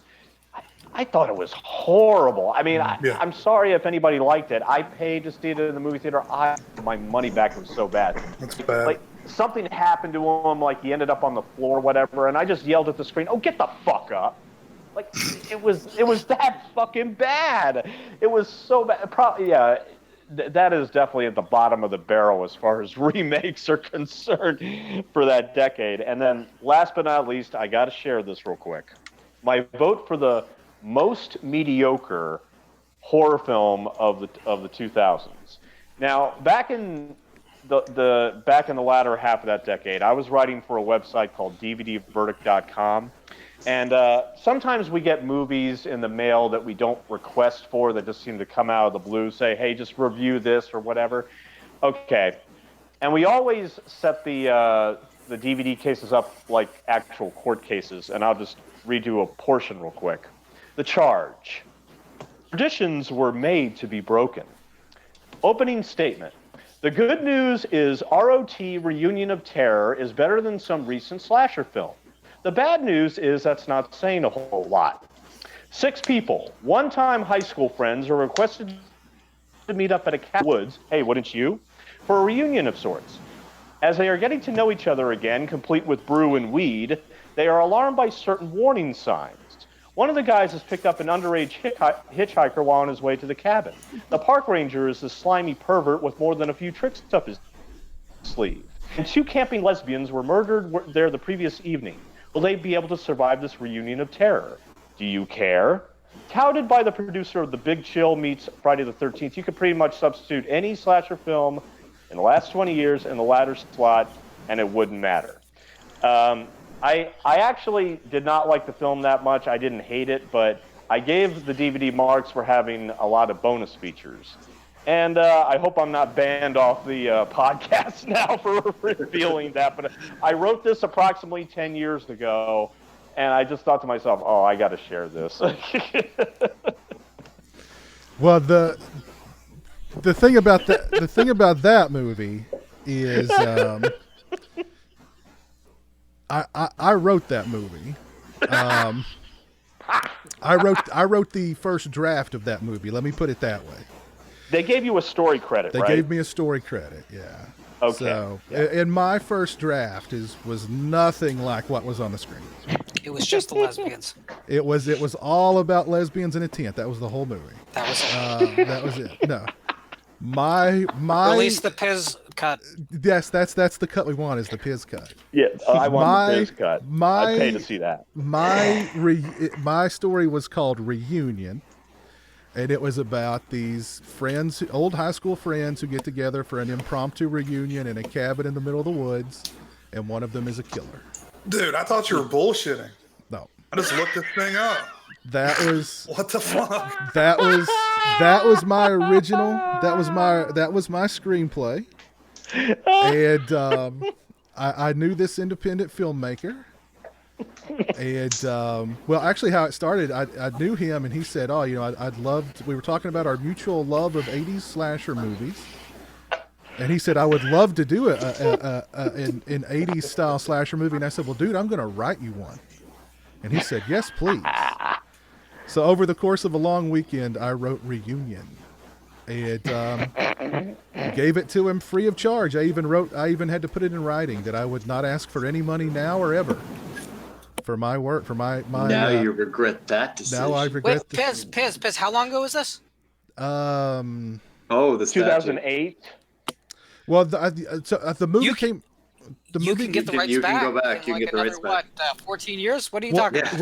Well, the movie came out in 2008, but I wrote the screenplay in like maybe 2000. It was a long time for that thing. Unfortunately, it's the date from the contract, though. But still, yeah, you can get it back. Actually, I think that was when I signed the contract. Was like 2000, maybe early. I don't remember. It was somewhere in there. But so yeah, I'd completely forgot about it, and that dude called me up one day out of the blue, or he emailed me one day out of the blue and was like, hey, man, we're getting ready to shoot your movie. And I was like, oh, sweet. He goes, I've attached the new screenplay, or whatever he said. We said we had to change the screenplay a little bit, and I was reading what he had done, and I was just thinking like, oh shit. Can you change my name on the? I was just thinking like, this is a little different than what I wrote. But and I'm being perfectly honest. I didn't think it was terrible. I really did not think it was terrible. I mean, it's not bad. It's not bad. It's not bad. It's nothing to write home about. Yeah. I like the music score by Decomposure. Mm. I did like that. My reunion would have been better. It was old school. Yeah, I believe you. Old school, straight up slasher movie. I even had some old guy at like a country store. Goddamn kids, I had it all from him. You know what I mean? Why don't we make Reunion now? Let's do Reunion now. The Sausage Factory presents Reunion. Oh goodness gracious! Brings back some memories. I had to share it because look, that was just a random DVD I got in the mail. Say, hey, review this. Mm-hmm. Oh, okay, sure. Mm-hmm. It just came out of nowhere. I was told at the time too, like after it was finished, they were like, hey, Lionsgate's going to distribute it. And I was thinking, oh shit, Lionsgate. People are going to see this thing. and then the guy was like, and then they said, well, but we've got two deals on the table, Lionsgate and Shockorama.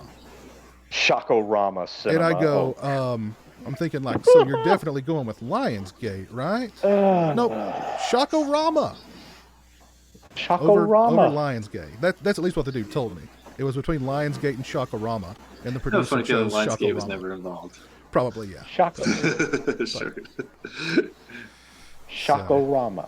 There you go. Shockorama. The blast from the past.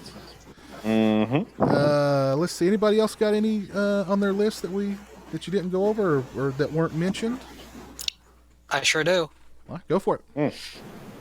So I'm going to take this through the decade, starting in 2000. One of my favorite films, period. Only tangential, not completely a horror film. Psycho Beach Party from the great Robert Lee King, based on the Charles Busch play. If you haven't seen it, it is basically Gidget meets Friday the 13th Part 2. It is an insane comedy that is just as kitschy and horribly wonderful as you could ask for in cinema. 2001, we had Brotherhood of the Wolf and Jason X. Yes. A perfect pairing of highbrow and lowbrow. Jumping ahead to 2003, Final Destination 2. We briefly mentioned the series. The second film is one of the most fun films that you could ask for. It's just there's constantly something violent, nasty, and unexpected happening. It doesn't take itself seriously, and frankly, I think it's the best of the series. To this day, I can't drive by a logging truck. Oh, that's the best car crash in history. It's the best in film history. To this day, I mean, just the last time I went up to see my folks for Christmas, we had to go buy a logging truck, and I said to my wife, I was like, Final Destination 2 has ruined me for the rest of my life, and I have to go around them right away. Listen, I live in Kentucky. I see those things all the time, and every time I see one, I think Final Destination 2. Yeah, it's. I mean, admittedly, it kind of destroyed the series in a way because they're all fun, but nothing was ever going to be as fun as that second movie. You can never top that. Oh, that scene. Yeah. So good. But the whole film is just unbelievable. The same year in India, because I had to go there, a film came out called Boot, BHOOT, which is by far it was a touchstone movement in Indian cinema, whereas we got a ghost story that looked like a good film, that felt like a complete film. It hasn't aged exactly great, but if you saw it at the time, you'll understand it was, for that part of the world, a real game changer. 2004, another one of my favorite films, The Hazing, also known as Dead Scared. There's a poster of it over there. It's just a really fun film that flew under the radar. It's only ever received its one DVD issue. You can't get a good Blu-ray of it. It's never going to receive that kind of treatment, I don't think. It isn't hard to find if you want to find it streaming. It's really, really fun, and it's really, really good. The same year, we also had 3 Extremes come out, which, if you love anthology films and you love Asian cinema, it's a big win. 2005, we had Evil Aliens, which is a New Zealand horror comedy that includes a scene of a crop harvester being used to mow down a lot of aliens. It's a great film. 2006, I'm surprised this wasn't mentioned at any point, but All the Boys Love Mandy Lane, which I know it's divisive. I like the film, and I think it's worthwhile. That was another one that had a huge amount of hype behind it back in the day, because it was almost delayed forever, because it was almost perceived like it was the movie they didn't want you to see. You know what I mean? They were keeping it from us. There's parts of it I like, there's parts of it I don't like. It doesn't all come together for me, but you know. Also in 2006, we had Severance, which is a Irish comedy that inside the horror genre that has just it sells itself as a comedy, and then you realize part of the way through it that it's funny, but it's actually like really filmed like a horror film. They got all the mannerisms of the horror film down right, and it has just the best gag with a bear ever. 2007, Dead Silence, a film that I think we tend to forget when we talk about the James Wan related projects, but I think is probably in a lot of ways his best, and I love the score of the film. Same year in France, Frontiers, which is my favorite of the extreme wave. 2008, The Cottage, which again is kind of that it's an English horror film that isn't hard to find, but it seems like doesn't get talked about at all. And of course, going back to France, Martyrs.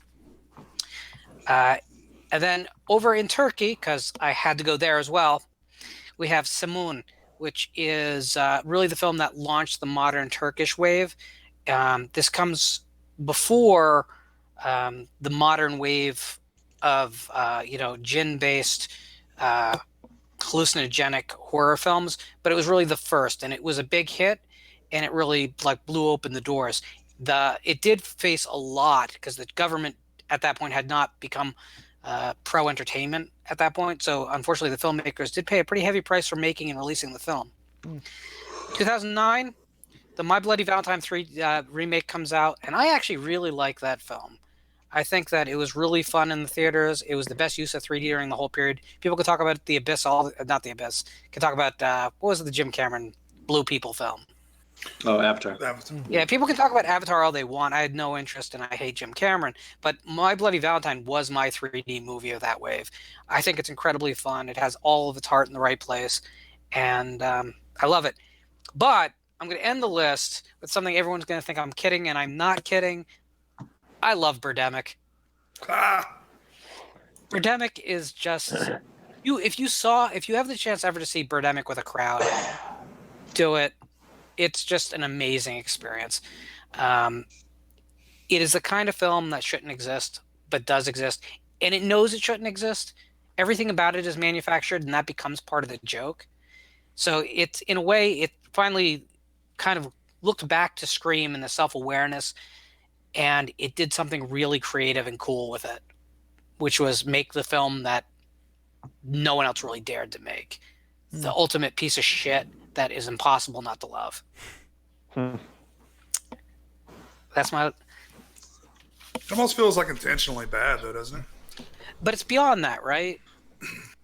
It goes beyond intentionally bad because they're aware on a couple levels that they're making a bad film, but then they played it straight. They pretended they weren't, and it all works though. I mean, the screensaver CGI is just amazing. The performances really embrace the good for bad, but not in a way to there's been movies that try to be bad, right? This does something different. There's something really unhinged about the movie.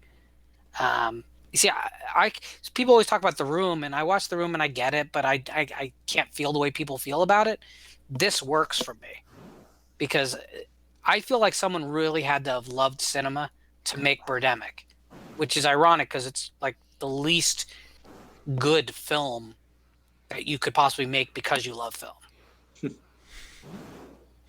It's interesting. Interesting way to look at it. Yeah.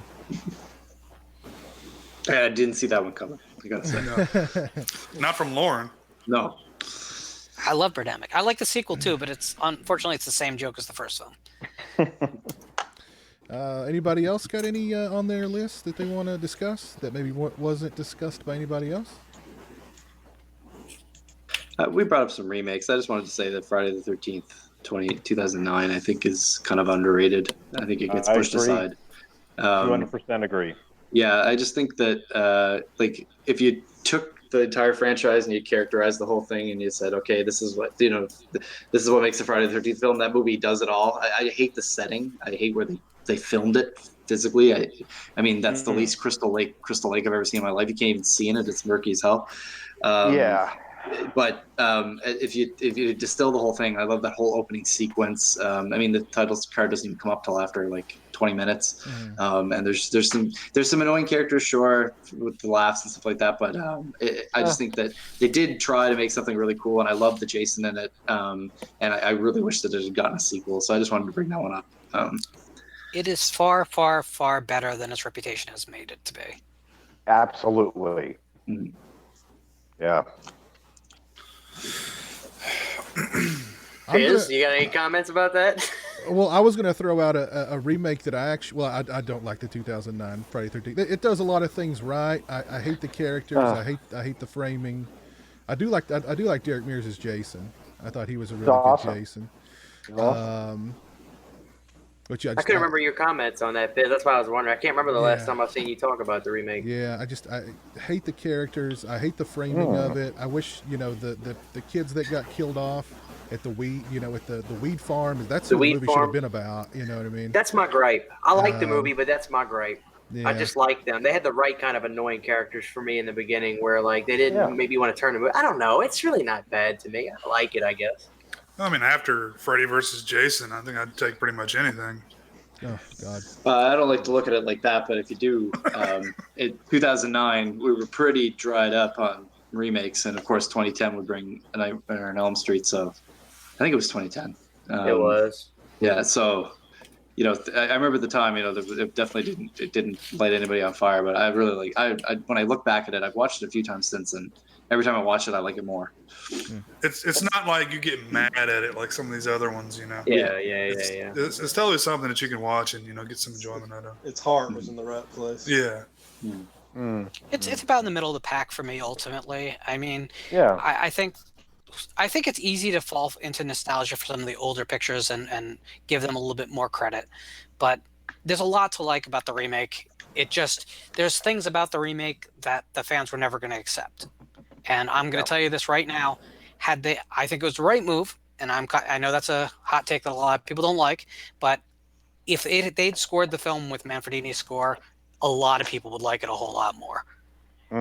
Because that's the kind of thing that they dared break tradition on, that people seem to reject. I really think that Manfredini's score is outdated at this point. It's not modern enough. So I don't think it was the wrong move at all. But I think a lot of the movie works. And again, the first opening 16 minutes is, I think, as good as Friday the 13th gets. It's just the rest of the movie isn't as good as that. And the end, and the final conflict in the barn is inexcusably bad. But I think that there's a lot to like about that. That feels like the most shoehorned moment. It's almost like they felt like they had to end it in the barn or something, and then they didn't know what to do. And that whole thing where he gets his head cut up in the thresher, the whole thing just feels. Yeah, I completely agree. The ending is what the hell, you know what I mean? It just and the chair jumper just doesn't work. No, but I do like the movie. What else did I have on my list here? If there's anything else. Poughkeepsie tapes. I didn't bring that up. Oh my God, I forgot about the Poughkeepsie tapes. I like the Poughkeepsie tapes. I actually didn't see the Poughkeepsie tapes till probably like almost 10 years. I think it was 2017 or something like that. I finally watched them. It was buried for that long. Yeah, it was. It was hard to get, hard to see. I love that movie. But that was an interesting movie. Another one I had on here was Cloverfield. Mostly just because of like the hype around it and stuff like that. I get into movies that have that kind of they had like a cool website and they kind of draw people in and they kind of have the hype and stuff like that. Was that who did Cloverfield? That wasn't Abrams? Am I thinking of Super 8? I think Abrams produced it. I think. Okay. Oh, did he direct it too? No, it was I can't remember the name. I'm pretty sure. The name is blank. Yeah, I'm thinking of Super 8. I think now that I think about it though, because I was thinking he directed it, but he did Super 8. That was like 2011, at the time I remember being really hyped up to see Cloverfield.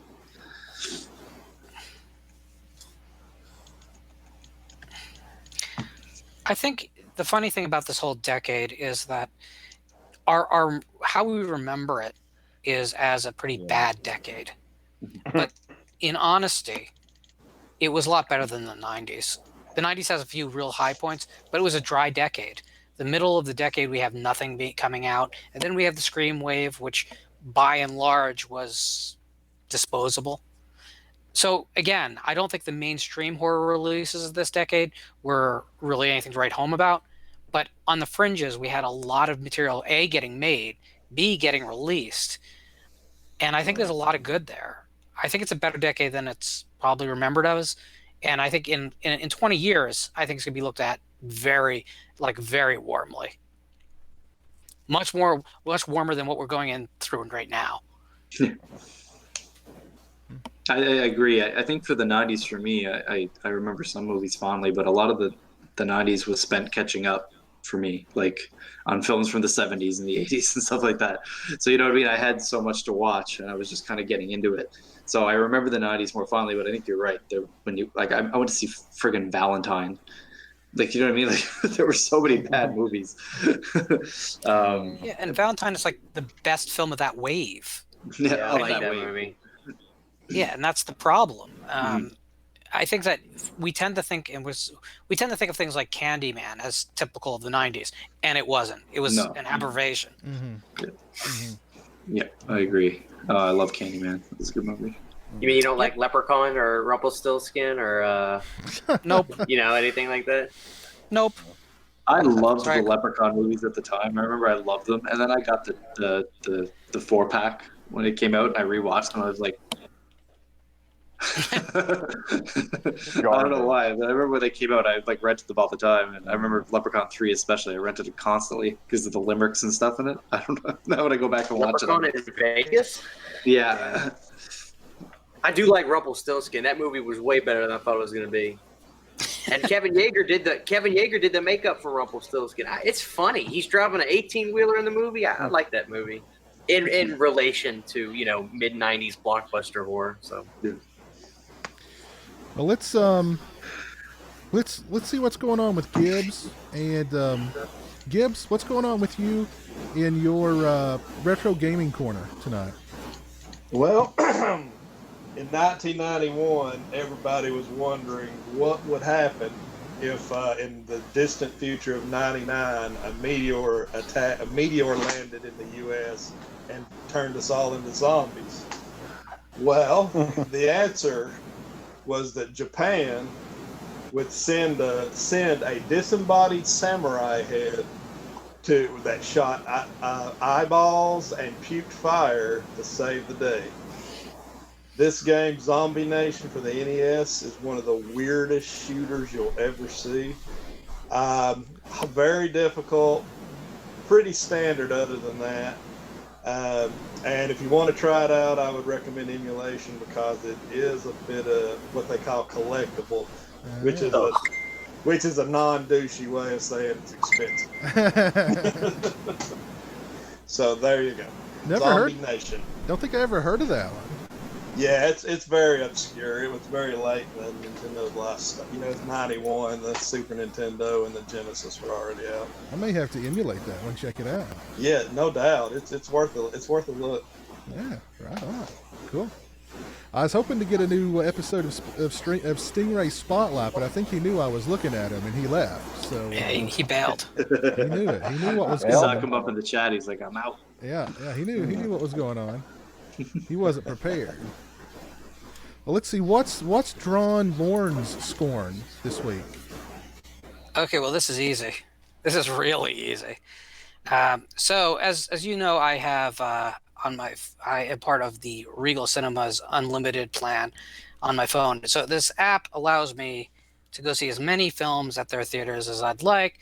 Yeah, I just show them this little barcode with next to my photo. I get into every movie.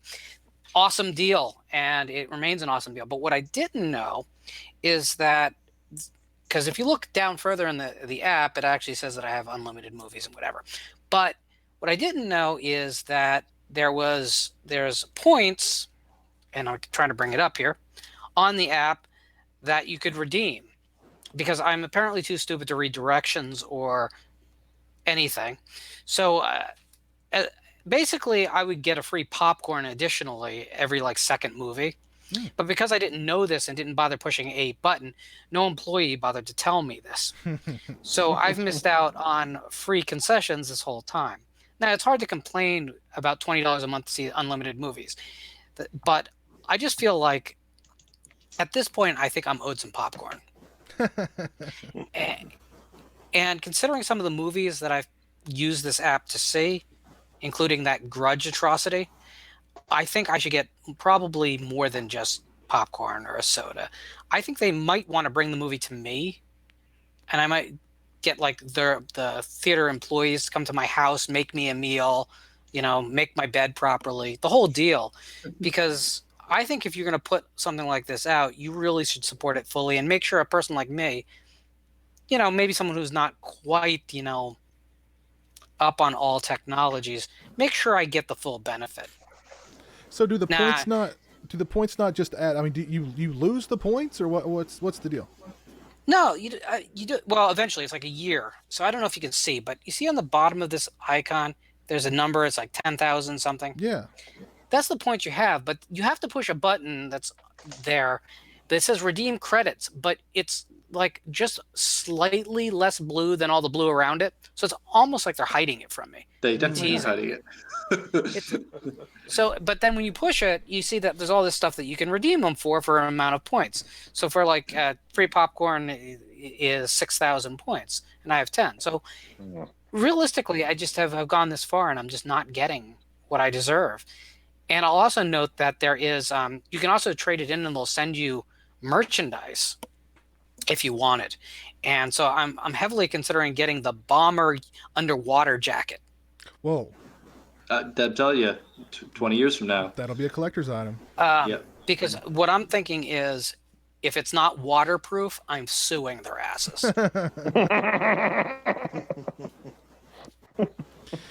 Well, I'm prepared to introduce an entirely new segment tonight, since we're not going to have a Stingray Spotlight. But since we're a little bit more, Christian is the young pup of the bunch. And I think we need to guide Christian down the right path here. So I've decided to create a segment entitled "What Christian's Missing." Oh God. Where we have to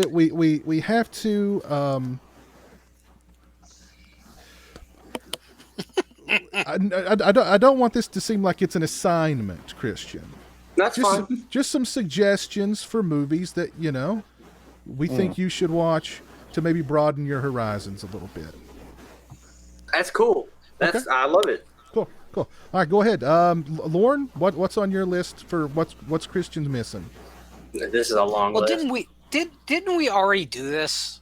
I'm feeling some deja vu here about maybe some films that he was already assigned to see. You told me when to I was watch watching Jeepers Creepers, yeah. You told me to watch The Beyond, and we talked about The Beyond, and I told you I did not like it as much as Zombie or something. Okay. So Christian, you misunderstand here.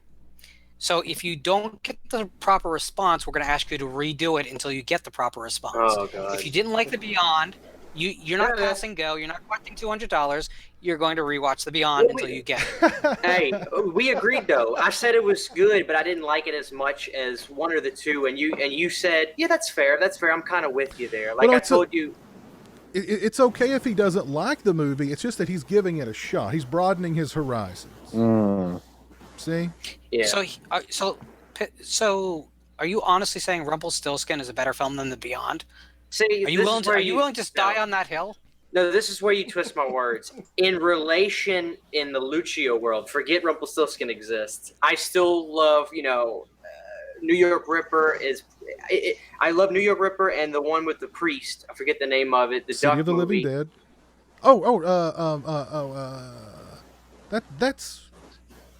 That's New York Ripper. Don't Torture a Duckling, right? Oh yeah, the Duck movie. The Duck movie's Ripper. The priest movie is Duck. I would put being real, I would put Beyond for me personally, out of the enjoyment I get. I can't be like Lauren and say the character of this or the story of that, because I don't know how to talk like that or really understand movies the way he does. That's why I enjoy talking to Lauren. But enjoyment wise and entertainment wise, I would take the Ripper over a Beyond. I tell you what, I'd take the Beyond over City of the Living Dead at this point. I would. I did think the Beyond was more enjoyable than City of the Living Dead, but I do love City of the Living Dead. That scene where he keeps hearing the woman in the cough. I'm sorry, I don't want to keep going because I know this is a new segment, but I did watch the Beyond. I have not watched House by the Cemetery, Piz, as you know, because Jay was giving me crap. Isn't it? Mm-hmm. Jay was like, This is the best new segment ever. Look, if I'm buying, I swear, Piz, I need you. I feel like you should be like my big brother that defends me. Like, Piz, why should I not? Y'all were giving me crap about not seeing House by the Cemetery. Why should I not wait if I'm buying that 4K? The 4K Blu-ray. I've already pre-ordered it. Like, why should I not wait? Y'all were giving me hell about that. Because that's a good release. Feel me, Stone? You quiet over there, Stone. I'm good. You feel me? That's a good release. Wait till you get the release and watch it in that 4K restoration the way that it tell us that you liked it. Yeah. Right. Well, I have high hopes. Lauren said it's the best one, so I got high hopes for it. House is the best. Yeah. So I'm excited. I'm ready to see that. But anything now, Piz else? doesn't feel that way though. House isn't my favorite Fulci movie. My favorite Fulci movie goes back and forth between Zombie and City of the Living Dead. Right now, I'm on a City of the Living Dead kick. Yeah. But I went into House the last time around with sort of different, not expectations, but with maybe a different understanding of the film, and I enjoyed it more than I've enjoyed it in the past. Put it that way. There's parts of that movie that take me out of the movie, but I can kind of look over them. So I did my homework. You did some of your homework. I did some of my homework. That's an incomplete. It doesn't even get you a grade. Well, what else do I need to watch? I'm gonna watch that movie Stone mentioned. What was it called, Stone? The Australian movie you like? Wolf Creek. I never saw that. I didn't say anything because I didn't want to interrupt. But I've never seen Wolf Creek, and I love wolves. You like Wolf Creek? Watch Wolf Creek. I will. Okay, there you go. Wolf Creek. I would add Let the Right One In to your list if you've not seen Let the Right One In. And Let the Right One In, not Let Me In. Yeah. I think you would love May. If you've not seen May, Christian, I think you would love May. I don't think I have. I know I haven't. I think you would love May. Okay. I think that's the one I would recommend to you first and foremost, because I think you'd love that one. All right. I've added Stacy to my list, and I've been reading about it here, and I am dying to watch it. You should, man. You're gonna love it. This looks awesome. So, has anyone else here seen Wild Zero besides Ryo? No. Because there's a lot of silence. Don't think I have. Wild Zero is probably the most batshit crazy movie I've ever seen. So it's a Japanese rock and roll zombie movie with some really uncomfortable sexuality. You gotta see this movie.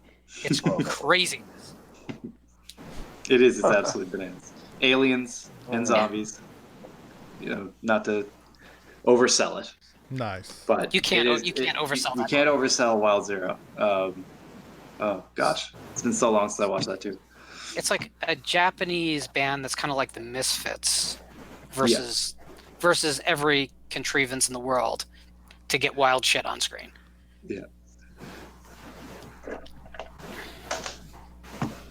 Well, does anybody have anything else that they want to add regarding horror movies of the 2000s?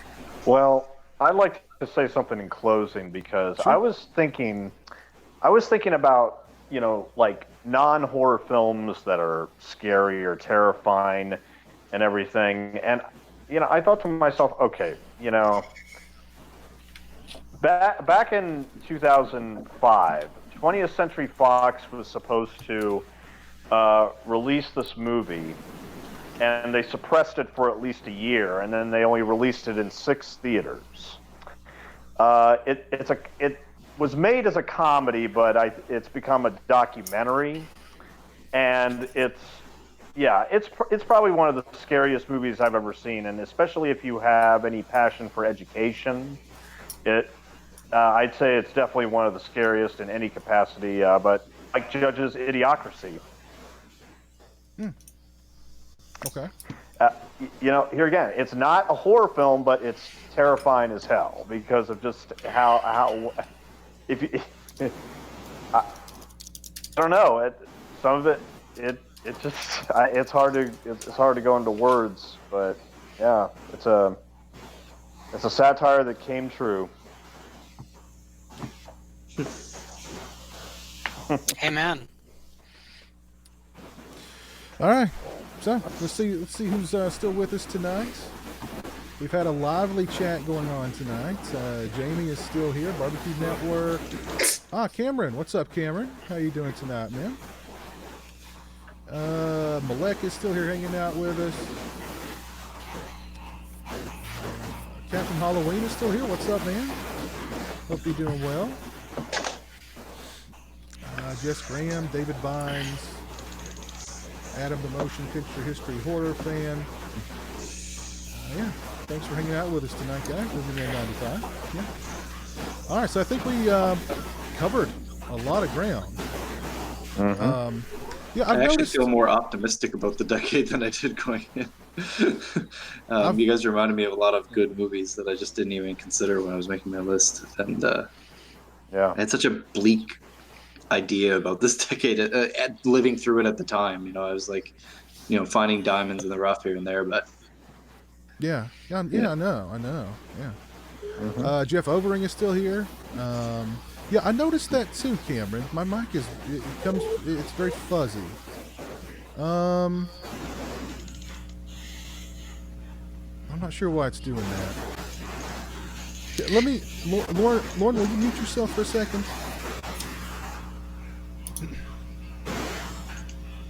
Trying. Does that make it any better? For some reason, for some reason, I'm getting like a weird fuzzy feedback from Lauren's end. I'm not sure what that's about. I noticed that last week. I think Lauren's trying to drown me out so people can't hear me. Is that what's going on here? we've been meaning to talk to you, Piz, but Lauren's taking up the show. There's really nothing. There's really nothing worth drowning out. So. Shots fired. I think Lauren doesn't want my opinion out there. They love when we fight, though, Piz. That's the deal. Just out of curiosity, what do you two usually fight about? Money, guns, drugs. That's pretty much it. No specific movie. That's what I was. Well, what are you talking about? Well, red jumpsuits and paramedics. Red jumpsuits. I'm not sure. I don't remember any red jumpsuits. His leisure suit, sweatshirts and sweatpants. What's he talking about, Piz? I don't know. I'm honestly drawing a blank about red jumpsuits. Maybe bad wording. Think about red sweatshirts. Oh yes, red okay, sweatpants, never mind. I know what you're talking paramedics. about. Yeah, red. I got the paramedic part, but then just Okay, the my bad. red sweatsuit. Yeah, the red sweatsuit. Yeah. Sweatsuit, jumpsuit, sweatsuit. We say weird things down south. Yeah. I was picking up what you were putting down. Yeah, boy. Yeah. Well, I think we've shed some light on some pretty good movies from the 2000s that maybe some people haven't seen. Because again, I think a lot of people think of the 2000s and they just think of remakes. They think of all those remakes, and it just sort of gives the entire decade kind of a bad reputation. But hopefully we've shed some light on some good flicks from the 2000s. So why don't we go ahead and call it a night there, guys. Big thanks to everybody who hung out tonight and talked about movies from the 2000s. Christian, Lauren, Ryho, Stone, Gibbs. We had Stingray with us for a while. And big thanks to everybody who hung out in the chat tonight talking movies. We appreciate it. So I'm going to be out of town next Thursday, so we'll take next Thursday off. And we'll come back the Thursday after with a new Sausage Factory show for you guys. So we'll see you again real soon. Thanks again for tuning in. Take care. And until next time, peace. Thanks for letting a lady hang out. Well, you're very welcome, Jamie. I'm glad that everybody in the chat was very, you know. But, yeah. Thanks for hanging out with us tonight, Jamie. We appreciate it. So have a good night, people. Peace.